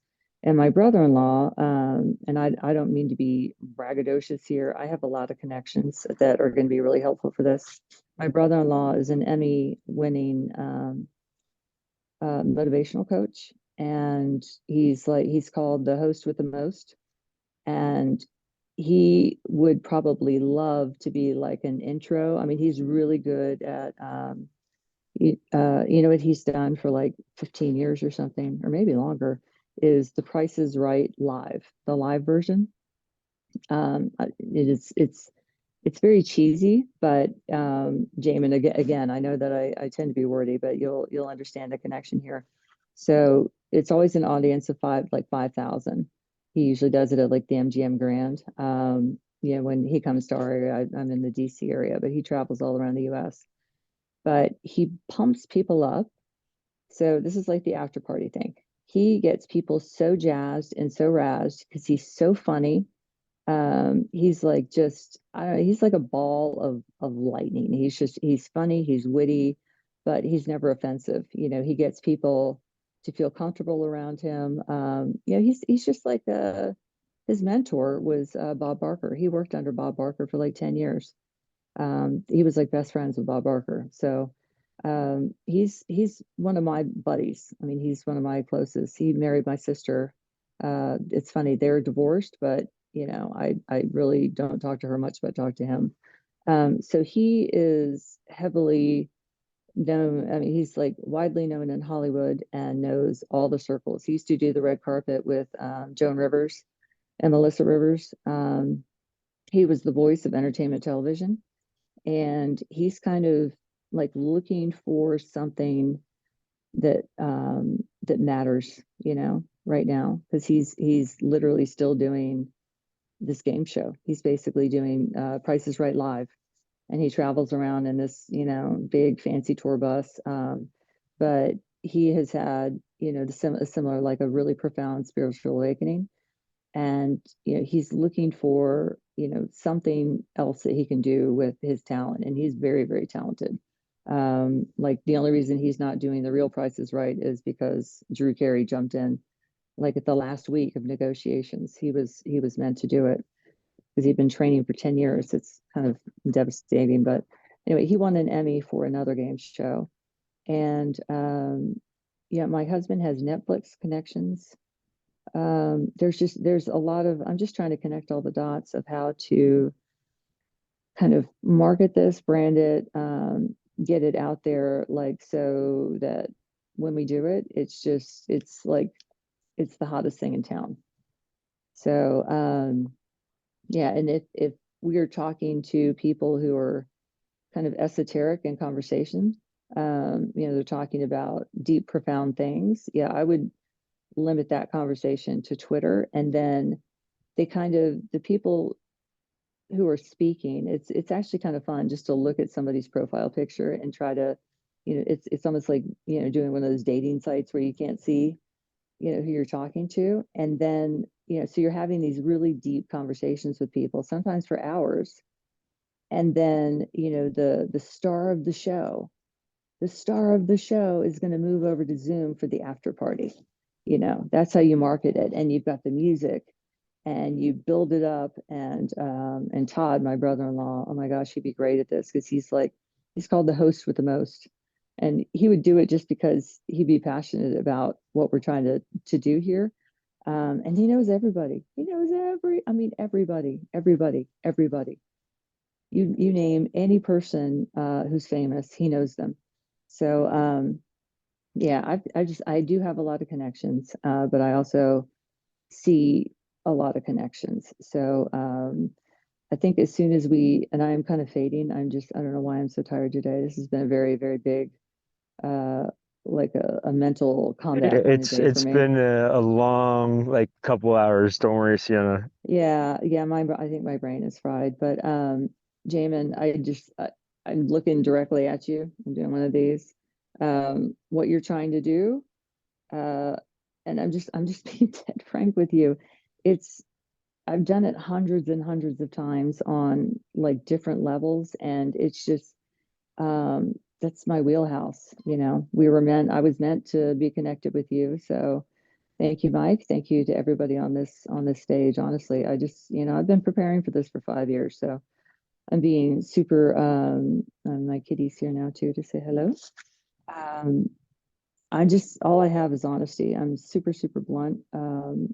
Yeah, I'm not trying to steer the ship, but I can tell you all the directions to go to avoid catastrophe, like almost real time, and Hope can too. And I can point you Sienna, in the right directions. I can only express gratitude over and over again. No, oh my gosh, I'm about to retire. Well, I haven't worked in a long time, but yeah, my husband is Retire? You're just literally, getting started. What are you talking about retiring? well, I am so happy to pass the major baton of what I'm here to say, and then kind of go back to my life. I mean, you know, I'm happy to be like on the peripheral, you know, of the conversation. I just, you know, have it. Doesn't this apply to everybody on this call? It's like, I just want to know that it's started. You know, I know that it's coming. I know that I'm going to be this, you know, important aspect, you know, and I'm trying to say it as humbly as possible. Is humbly a word? You've got I don't this. know. The start is My near, brain. Sienna. The start is near. Well, I think the start is now, because just because it is. You know, it's funny that I've thought that it was the start many times, but it was always with like one person, and I realized, very, very soon after that it was mainly me talking. And, it's once it's like a quorum, once it's a quorum of people who all understand, what the conversation is, then you've got momentum. And yeah, I've been waiting to have this conversation for so long. I feel like I've already had it like a million times. It's odd. It's odd. Yeah, everything is going to be complete deja vu to me at this point, because I've just been living in a loop for 5 years. And that's why I'm super excited because I'm relieved, but I'm also very, very calm because I know how it's going to play out, and it's all good and it's all positive. But it could only happen if it started with the right momentum. So I hope that makes sense. I think it probably really does. Yeah, sorry, I go into very deep meditative trances. So yeah, I'm gonna mute my mic for a bit, but I am here listening. If I can just jump in, Sienna, I have been tracking every word and everything that I can discern behind every word that you've been saying. I am in 1000% agreement. A little while ago, you apologized to me. No apology needed. Believe me, no apology needed. I have nothing but love and gratitude for you. I feel like we were separated at birth. You're like my smarter, younger sister. And I've got no jealousy, just nothing but gratitude. And, Mike, holy shit, you deserve the Nobel Peace Prize. Not Elon, all due respect. He'd be a great runner up, but you deserve the You prize. humble me, my friend. You humble me. Anyway, I couldn't be more excited. Sienna, I don't want to tax your brain anymore today. If you want, you've been clear. You just want to sit back and listen. Please sit back and listen, because Yeah, I'm gonna mute for a bit because my kids are all about to come up. I just wanted to say I'm very profoundly grateful to have, and it's not a stumble, it's a synchronicity. I mean, once the synchronicities are of this magnitude, I mean, you just know, the feeling is just like, okay, now we have liftoff. I think you said that earlier, right, Damon? Now we have liftoff. Yeah. And I have, we all have a lot of stories to tell. I have some crazy, profound stories. You guys are going to love my stories because I've lived a life like Forrest Gump. Hope is the same way. And that's like, okay, were we supposed to have all these crazy experiences? Oh, yes, we were supposed to have all these crazy experiences. So we would be prepared for this. We're like logistics masters, and you guys are in need of logistics masters. So yeah, I'm just excited. So much love to each of you. I'm probably gonna my eyes will be closed, but I will be listening. I'm gonna mute. Well, I didn't want to interrupt you there while you were in flow, but I was going to interrupt with just one sentence, and then you mentioned synchronicities, because all I was going to say was welcome to the Synchronicity Express, because that's the saying we used to have here on the block party, because anyone that comes along seems to come at the right moment, find the place at the right time for them, as well as for us. So welcome to the Synchronicity Express, that's what we call it. Passing the feather, Jimmy.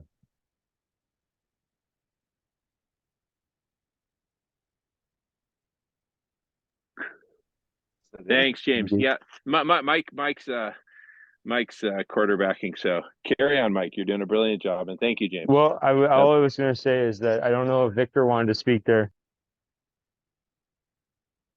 No? Okay. Marco?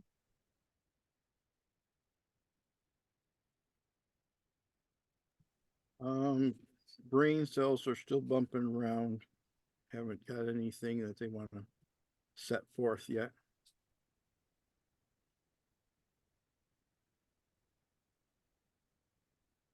Well then, Jamin, I believe it's you, my friend. All right, beautiful.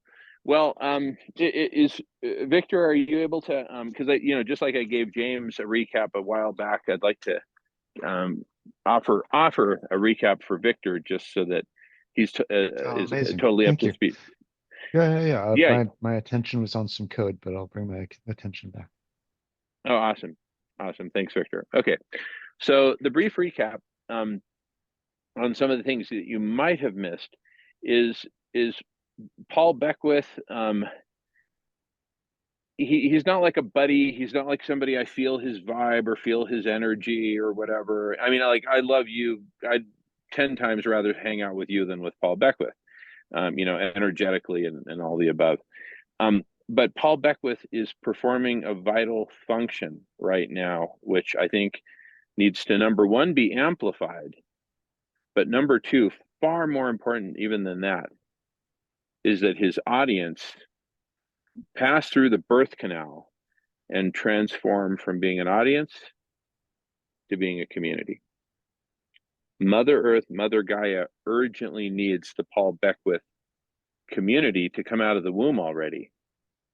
In the womb, she's not a community yet. She's an audience. And God bless the audience and all that. Okay. So and that's one whole, line of not just reasoning, but wisdom, all the above. Okay.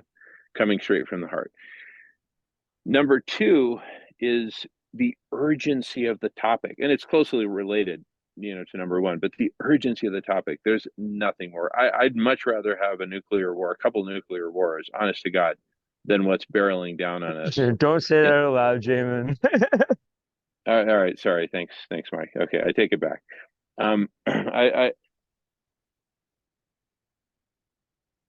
What's coming is so insanely bad. It's words cannot describe it. And guess what? Drum roll, we can prevent it. Not only can we prevent it, we can reverse it. We can reverse the evils. Oh, I see, Sienna, you got your hand up. By the way, somebody just tell me if somebody raises their hand and I'm on a monologue like this. I Because on got my you, phone. Jamin. Don't worry. All Don't right. worry. Okay. Keep going. She's patient. She's patient. All right. I'll take you at your word there, Mike, and you, Sienna. Thank you. So there is nothing more urgent than cooling the planet, and we can look. If we couldn't do anything about it, if it was like death, and I was like, oh, we're gonna die. Victor, you'd say, Jamin, shut the hell up. There's nothing you can do about it. But this is something we can prevent. This is something we can prevent, and so the urgency is beyond any words. The solution can be summed up very simply: reflecting sunlight back into space, marine cloud brightening is something most people have never heard of. And then when they do hear about it, they get the Orwellian state-sponsored answer, and it is absolutely false. The Orwellian state-sponsored answer is, "Oh, geoengineering is bad. We just need to reduce fossil fuel consumption, and everything will be okay." And it's false. We need marine cloud brightening. We need to bring out the big guns, right? The overheating has reached such an exponential and self-reinforcing feedback loop state. Okay, it's like it's the runaway freight train, right? Loaded with iron ore, 300 cars long, going downhill. I mean, a little bit of, polishing of the economy ain't gonna do it. We need to break out the big guns. And it's gonna hit us like a ton of bricks, like in months. It's already hitting us. It's just going exponential. The effects are exponential and absolutely lethal. So anyway, that's why Paul Beckwith, not because I like him or anything like that. I mean, I like him well enough, but he's not like somebody I'm gravitated towards to like hang out with. But Homeboy's got the audience, and that audience needs to come together into a community. It's the what's the word I'm for that? hearing you say, I'm Oh, hearing go you. ahead. What I'm hearing you say is that, and I have not, I am broadly aware of the challenge of global warming and also like not in a position to discern the best possible solutions now. What I'm hearing you say is that based on what you know, like he's advocating for a kind of intervention that we need No, now, no, and that no, hold on. he's not. But go ahead. No, he's not. Okay, interesting. Well, so the broader point that I heard you say is that you want to catalyze the audience from being passively engaged, passively like receptive, to being actively engaged. Yes? That's exactly right. But it all happens in one instant, and that one instant is literally the after party, because you have to experience the after party to be transformed by it. You know, Right. you and I, we're smart enough that we can talk about it and envision it and say, oh wow, well, we need, thousands of people initially. I mean, or at whatever milestone, thousands, because as soon as we hit thousands, we're on our way to tens of thousands and then literally onto millions. Half the world's population now gets it. The other half is either brain dead or playing Nintendo or high on crack or whatever. But half of the world gets it. It's just that the Orwellian existence has channeled that half into a state of apathy and optimism, and the government's got this handled, and the private sector is doing all these wonderful things. Look at all these Teslas zipping around and solar panels and everything. Yeah. The optimism is absolute bullshit. The bullet train, the runaway train, is upon us, and we're tied to the tracks, and it's coming at 300 miles an hour down a 20% grade, 300 cars full of iron ore. I mean, it's literally that urgent. But most people, oh, I don't really know that much about it.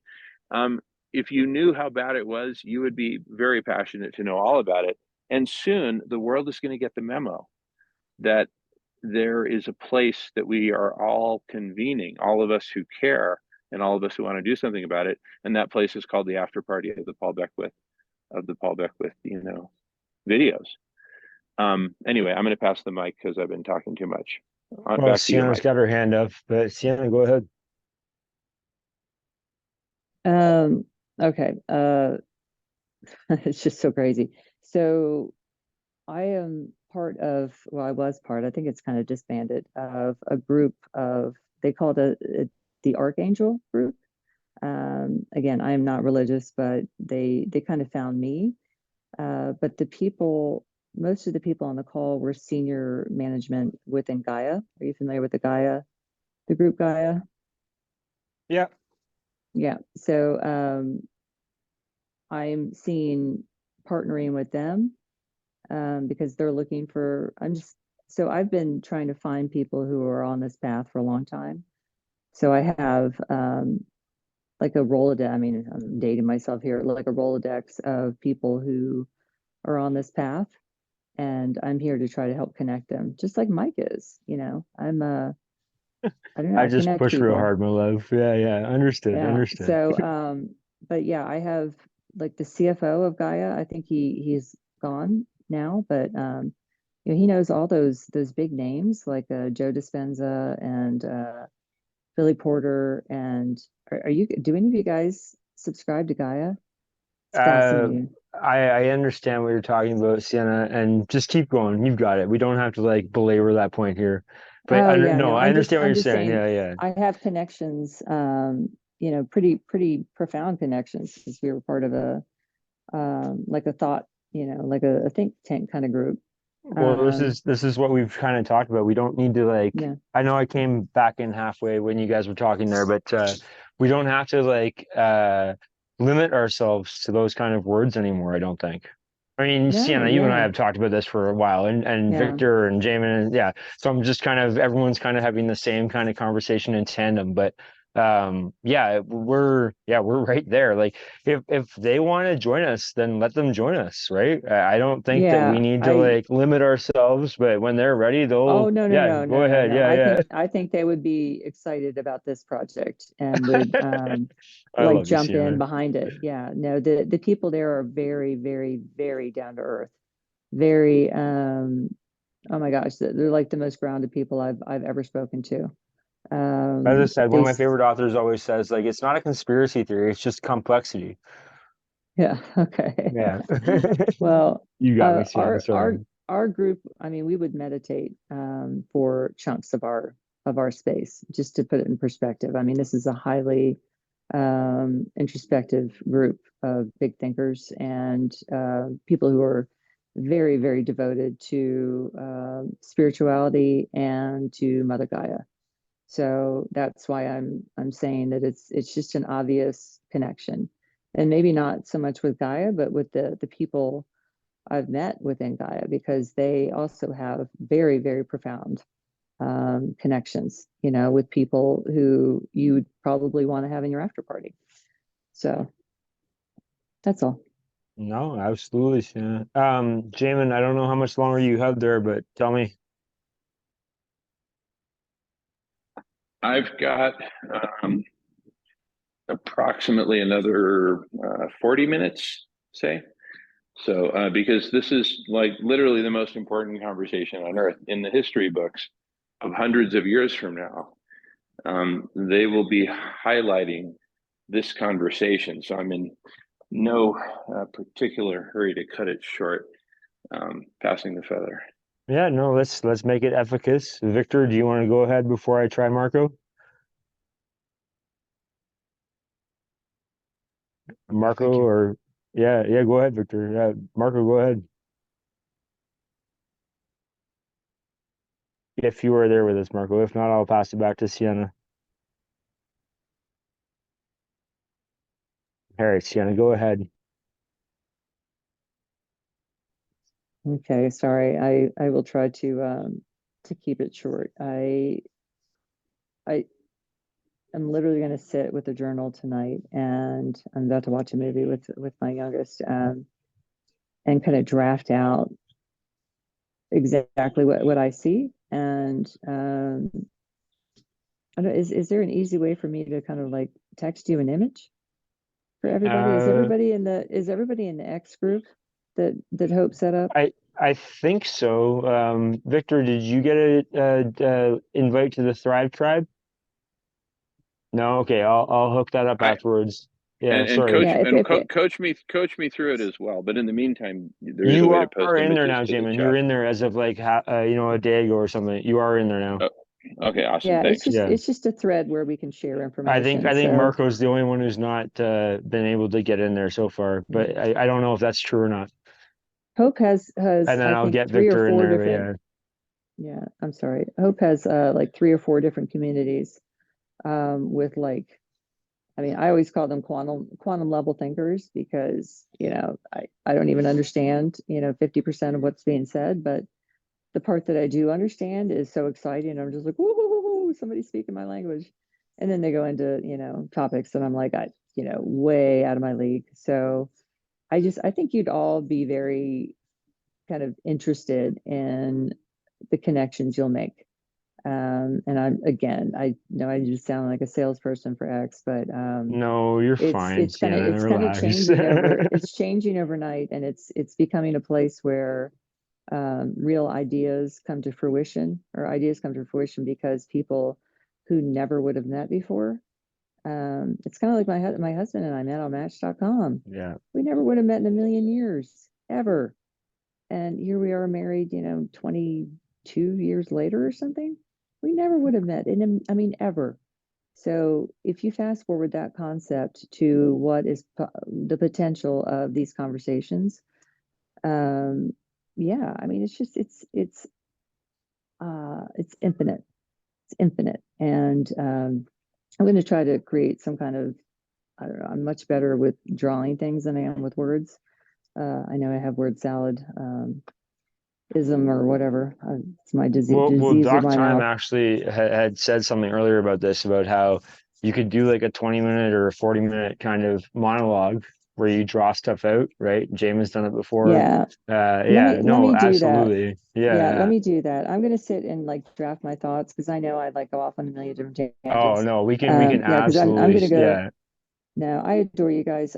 Yeah, I'm gonna go watch a movie with my son because Okay. I got in trouble for not hanging out with him last night, and I don't want to repeat that Oh, mistake. Sienna, you're fine. And And thank look you at so this, much. look at this cute. Hey, River. Hey, Yeah, buddy, we love yeah. you. He's so cute, and he's so cute.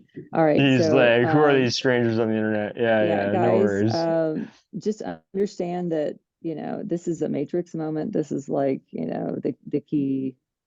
I held a key that you guys have been waiting, for. I'm not, but I also know a lot of other people who Sienna, also you got here as have fast as a you really could, cool keys. right? You got here Yeah, as I fast as you did. Yeah, could. it only took 5 years. It Only took only took 5 5 years. years. All right, so much Oh, love to I each of you love guys. you. I'll try to Thank figure you out a so way much, to Sienna. send you guys pictures. Yeah. Yeah, no, seriously, Jamin, just pick a date and we're gonna make it the most rockin', Well, not I'll only the talk to most you tomorrow rockin' morning, after Sienna. party, but the most well, awesome pre conversation. well, listen, how about this coming Friday? How about just a week from today? So as soon as we reach Paul Beckwith, the steps are very simple. Connect with Paul Beckwith. That's number one. Number two, schedule a meeting with Paul Beckwith, a Zoom meeting with all of us who can make it. Number three, have the Zoom meeting. Record it, transcribe it, whatever, or not. But whatever Paul Beckwith is probably not, because we're trying to, we're getting him into the fold here, and we don't want him to feel like he's being recorded and under some, Nazi Right. bright lights at Guantanamo. Sorry, Marco. Anyway, so or I should say, no offense, Marco. But anyway, and so we just have a conversation with him, and we just say, hey, here's what's up, and we give him all our perspectives. Make sure Mark is there, and Mike, and Victor, Sienna, Hope, and anyone else we want to bring. The Bob Barker dude, bring him. Whoever it makes sense to bring. He's not afraid of big Zoom meetings. He's a big boy, and those are the steps. Once we get him in the Zoom meeting, that's it. Not Yeah. only is it game over, but number two, then we can co-create from there. It's his after party, for crying out loud, right? So I think he kind of needs to be here in this conversation. It's like the time my cousin's friend got pulled over by a traffic cop. There they are on the freeway. Cars are whizzing by. It's like stressful as hell, and the traffic cop. The guy rolls down the window, and the traffic cop's telling him, you were going this fast, I'm gonna have to write you a ticket, blah blah blah. And he notices that the driver is fidgeting and constantly looking at his watch. And the traffic cop says, this is a true story. Traffic cop says, what's is there a problem? Are you in a hurry? And the guy says, and I quote, well, my wife's about to get pregnant, and I'd kind of like to be there when it happens. What does the traffic cop do? Get out of here. Go, go, go. No ticket, no nothing. Just go. And the guy goes speeding off into the sunset. Okay. That's Paul Beckwith right now.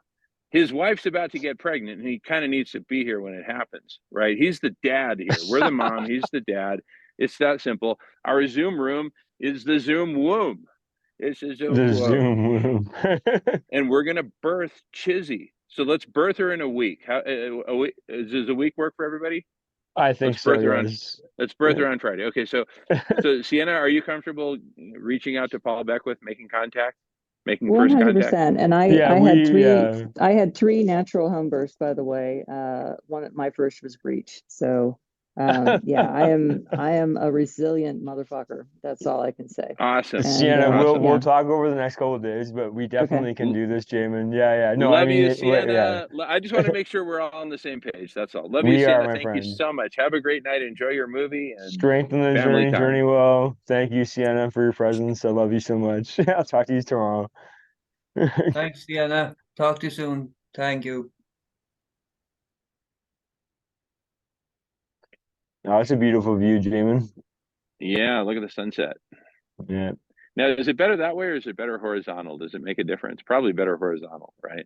I have you on the group thing, so I can't actually tell what the difference is. Yeah, Oh, that's okay. better. Is that better, James? Okay. Yeah, definitely. So look at the moon. Anyway, and No, I just want to yeah, no, celebrate, please.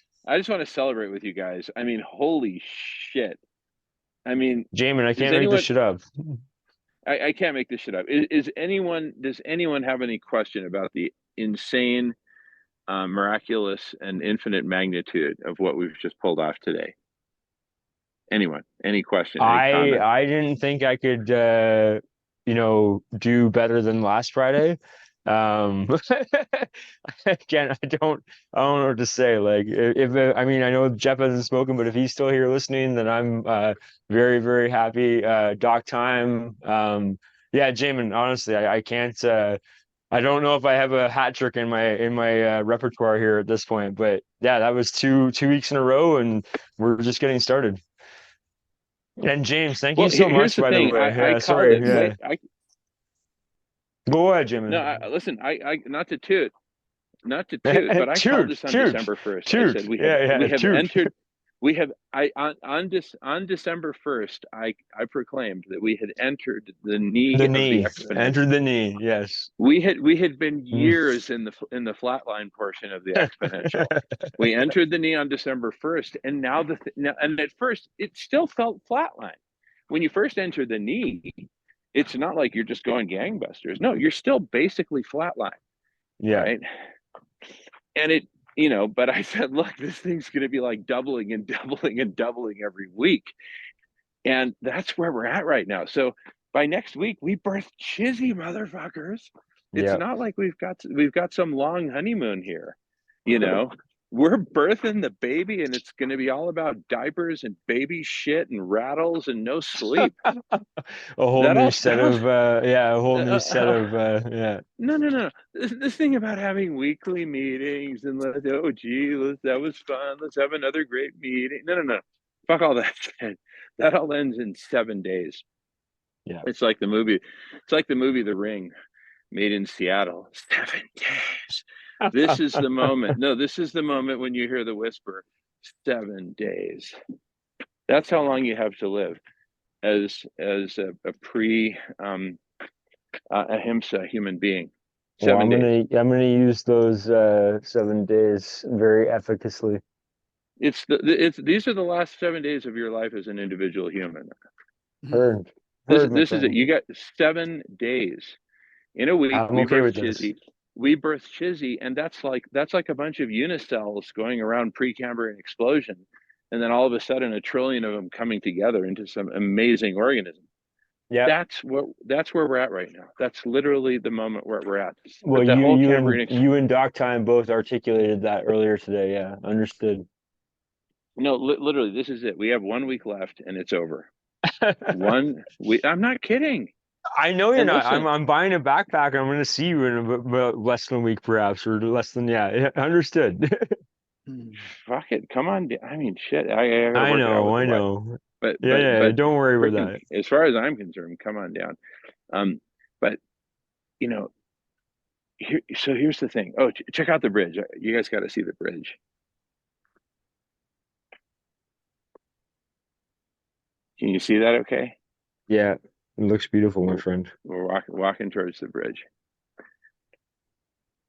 And here's the stairway up to the back of the house, made of stone. No, this. So no, the bridge. I feel like Victor's gonna love when you get there.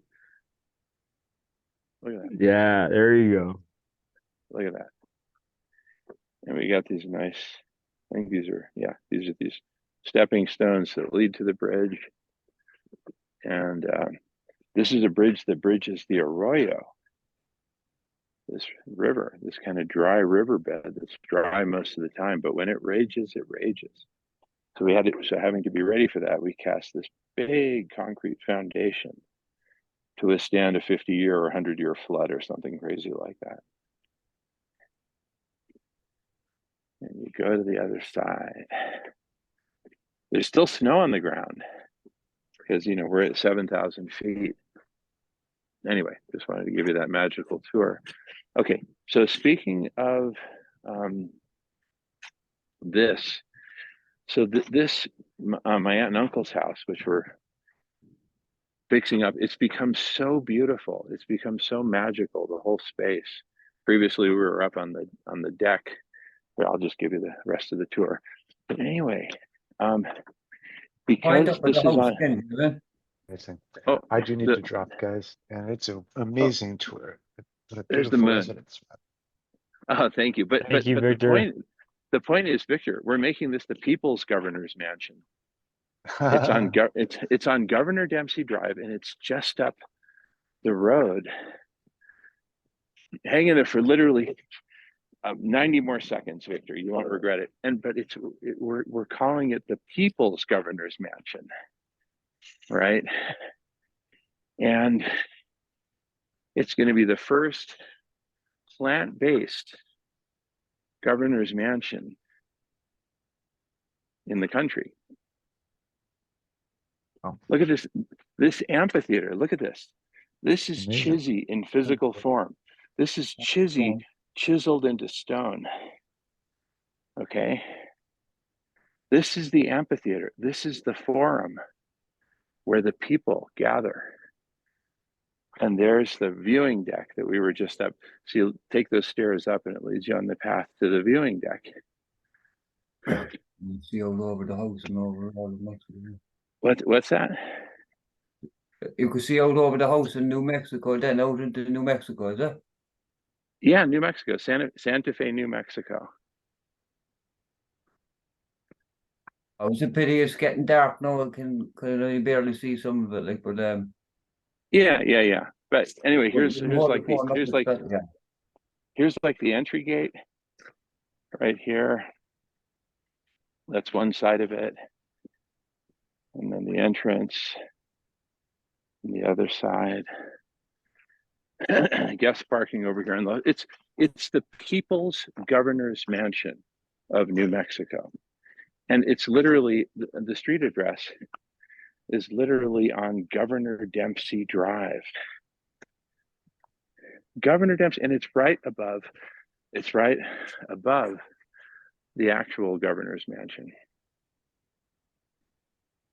which is, it's just like a short walk from here. So this becomes the people's the governor's mansion, what I'll call the colonizer governor man. And this is all important because we can actually kick off Chizzy right here, right? And that way, being in Santa Fe, New Mexico at 7,000 feet, it's not just the coolest party on earth.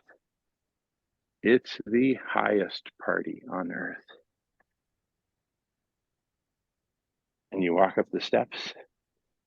Anyway, so what I'm saying is we can launch Chizzy in the physical. I'm just dreaming into it. I've got to coordinate with Melissa and everybody on this. But look at this beautiful place. It's the People's Governor's Mansion. Why? Because we say so. For no other reason than that.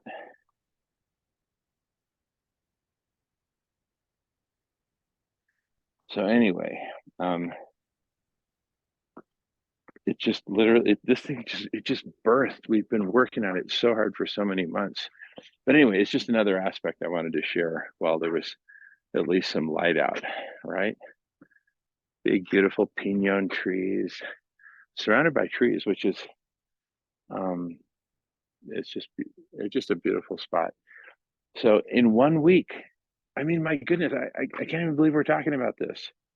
We've gotten to the point where the knee, I didn't think we were going to hit the vertical necessarily this quickly, but here we are. So I guess we just embrace it. I mean, what else are we going to do? I mean, I don't even have any words. Barco brother, say something. James, Mike, Jeff. Well, I don't have any conclusions or anything, but during this evening, I've had 3 real clear deja vu moments. So I gotta contemplate. Hold on, guys. Everything that's happened this afternoon to decide. It's gonna take some time to figure out what I think.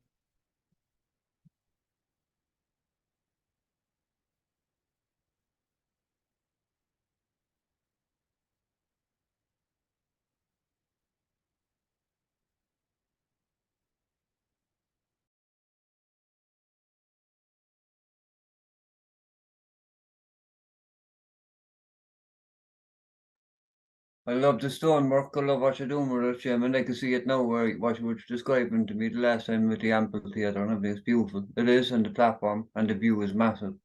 I'd like to see it in the daytime though. It's getting so dark, but it's nice at night too with the lights when you're showing her up. We're after losing Victor in the meantime though.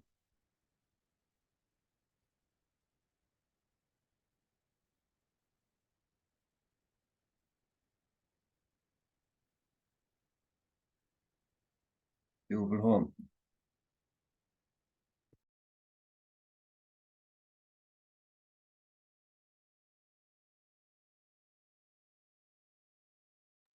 Oh, I'm muted. I'm so sorry. There, I took off the video so I could focus. Okay. But anyway,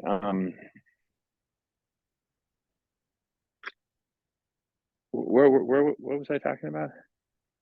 Oh yeah, the in-person side. Yeah, how are we going to look to the history books 500 years from now when it's like, oh, they weren't talking face to face. What? No, everyone was on their phone. What? Everyone was on their laptop. What?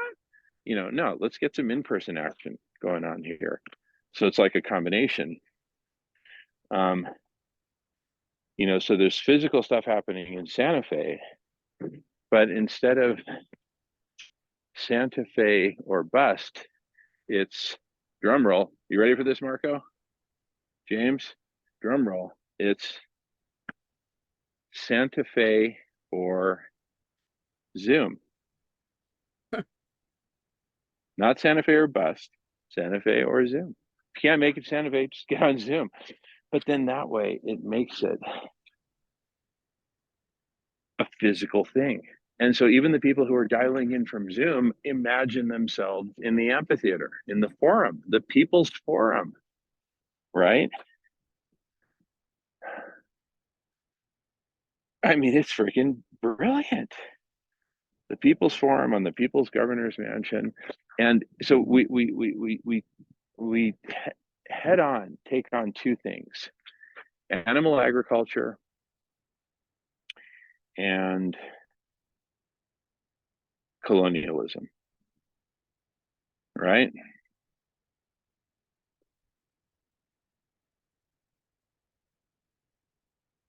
Where? At the people's governor's mansions. It's not just the peoples of the world, it's the peoples and other sentient beings of the world. Just call it people and other sentients for short, right?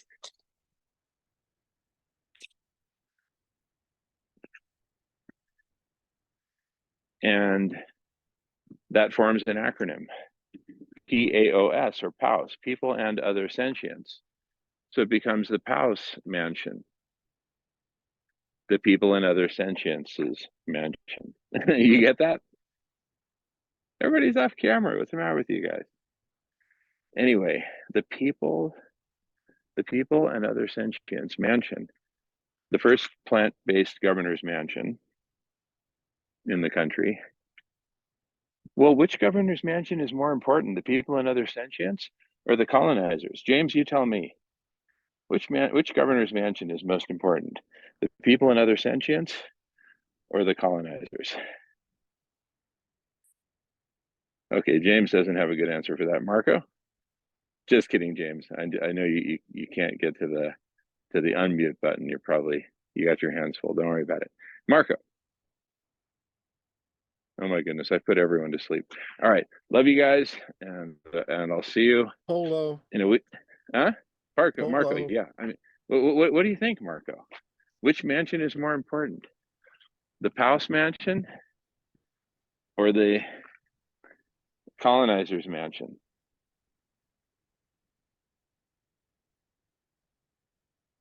That's rhetorical, right? Well, partly, yeah. It's rhetorical. Of course, the peoples and other sentiences mansion. There you go. That's the more important of the two.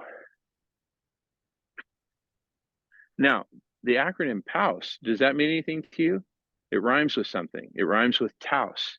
You can look it up on a map. Taos, New Mexico. It's this magical, beautiful place. Everybody raves about it for great reasons. It's where the northern New Mexico high mesa plateau at however many thousand feet meets the Rocky Mountains. It's beautiful. So that's Taos. So everybody knows about Taos, Taos, Taos. You know, if you're on the West Coast and all that, right? We call this PAOS, P-A-O-S, PAOS, Taos. They're going to think we're talking about Taos. So they're going to say, what? They moved the governor's mansion to Taos?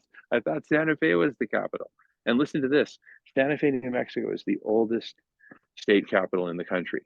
It was a state capital under the Spanish Empire, then under Mexico, and then finally the United States after the United States stole half of Mexico. Marco, what's the matter with you? You okay? Are you cringing at my story, or do you need to take a dump? No. I need a good massage is what I need. All right.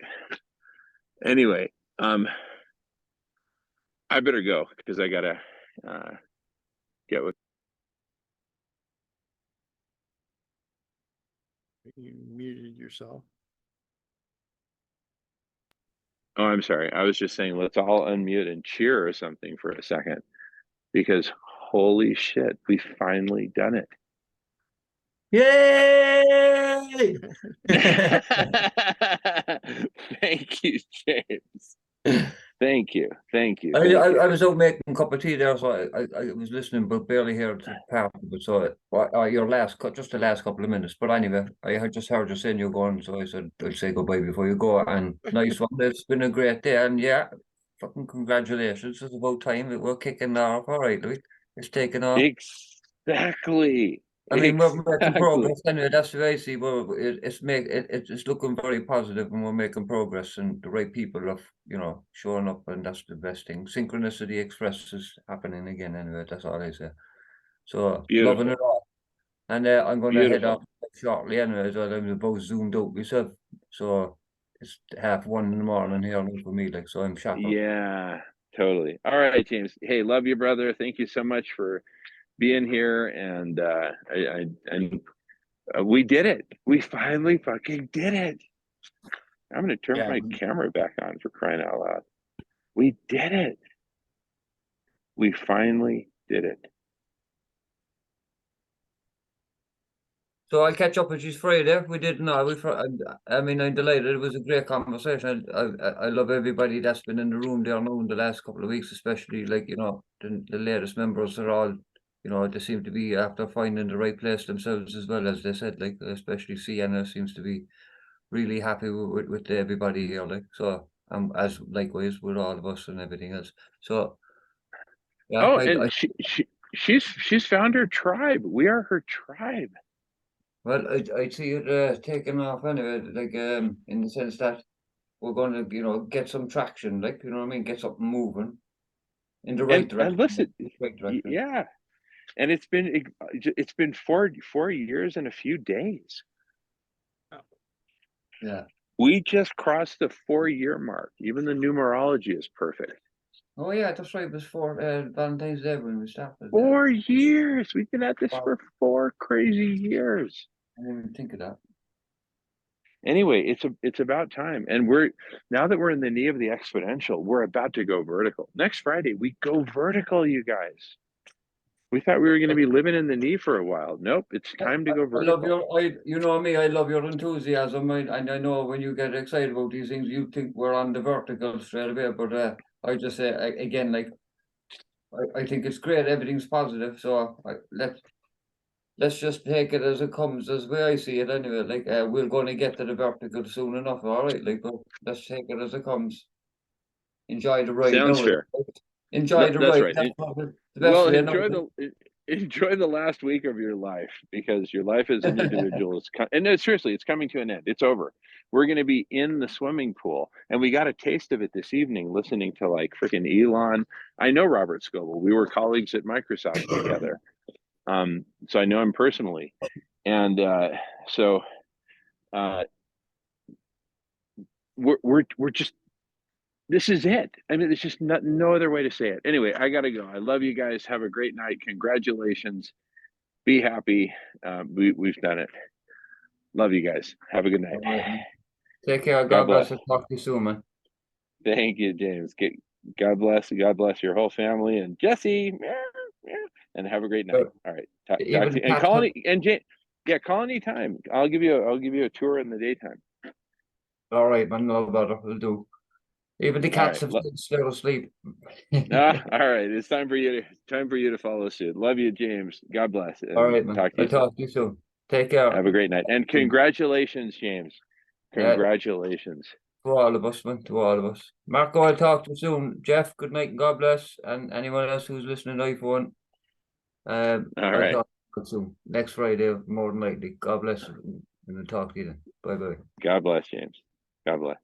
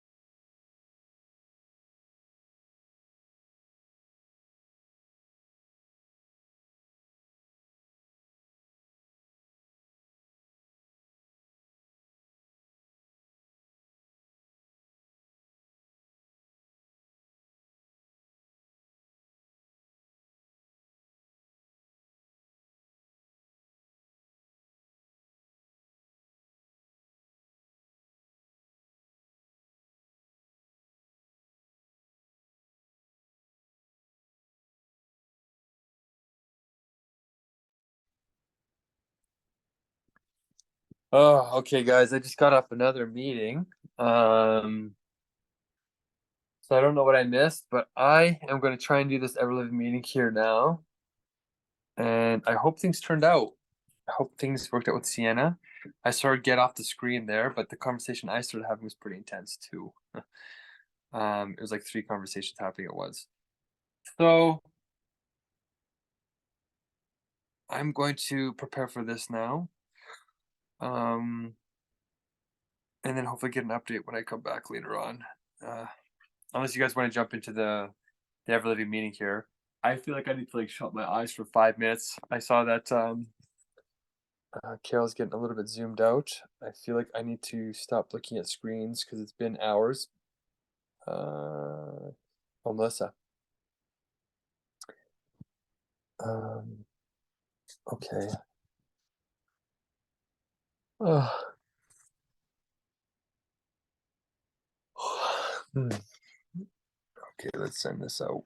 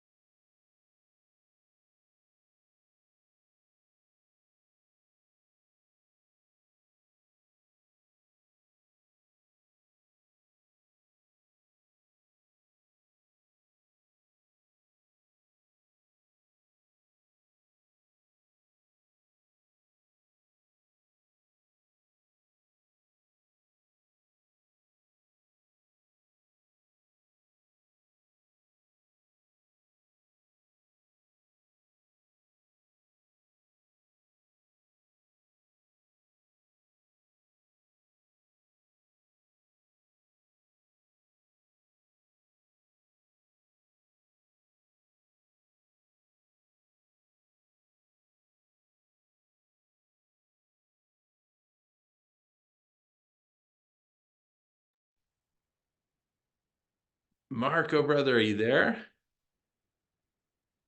Looks like it's just us. And Mark is still there. Oh my goodness. Yes. Mark, can you believe it? Can you believe how fast this is moving? I thought it was going to take off right now. Elon's talking right now. It actually is him. I can definitely tell. Unless it's an AI generated voice, but I don't think so. What are they So talking about? They're still talking about the education stuff? yeah, and it was actually a lull there. Like he's actually listening. He's like, "Oh, what are you talking?" Like, it's really interesting and personal, intimate. So Beautiful. I'm just gonna prepare for the ever living meeting now, and Yeah, then yeah, after yeah. after the ever living meeting, unless you want to come try it, or I could try and bring people here. We'll see. I gotta send out the reminder here in the next I gotta go. I'm going out to dinner. I'm just saying goodnight and thank you and Oh. bless you and love you. And oh my goodness. Dude, look at how this is taking off. Can you freaking believe it? How did it end? Like, what did Sienna say at the end? I saw her jump off there, but At the end, bottom line, she's all in. She's bringing in all kinds of amazing people, and we're going to launch this in a week. We're going to have the first after party 1 week from today, February 30th. Right? Okay. 2/30/24. There's got to be some cool news. The after party is going to follow. What did she say? She's asking who's going to be the speaker, who the after party is going to follow. And the answer is Paul Beckwith plus some other famous speakers. And we've kind of got a short list that we're working on. I'll review with you, but I got to go. Marco, brother. Marco, holy shit. And I called this on December 1st. I said, we're entering the knee of the exponential, which at first still feels flat. And then gradually, and now pop, we're going from knee to vertical in 3 months. December 1st, we entered the knee.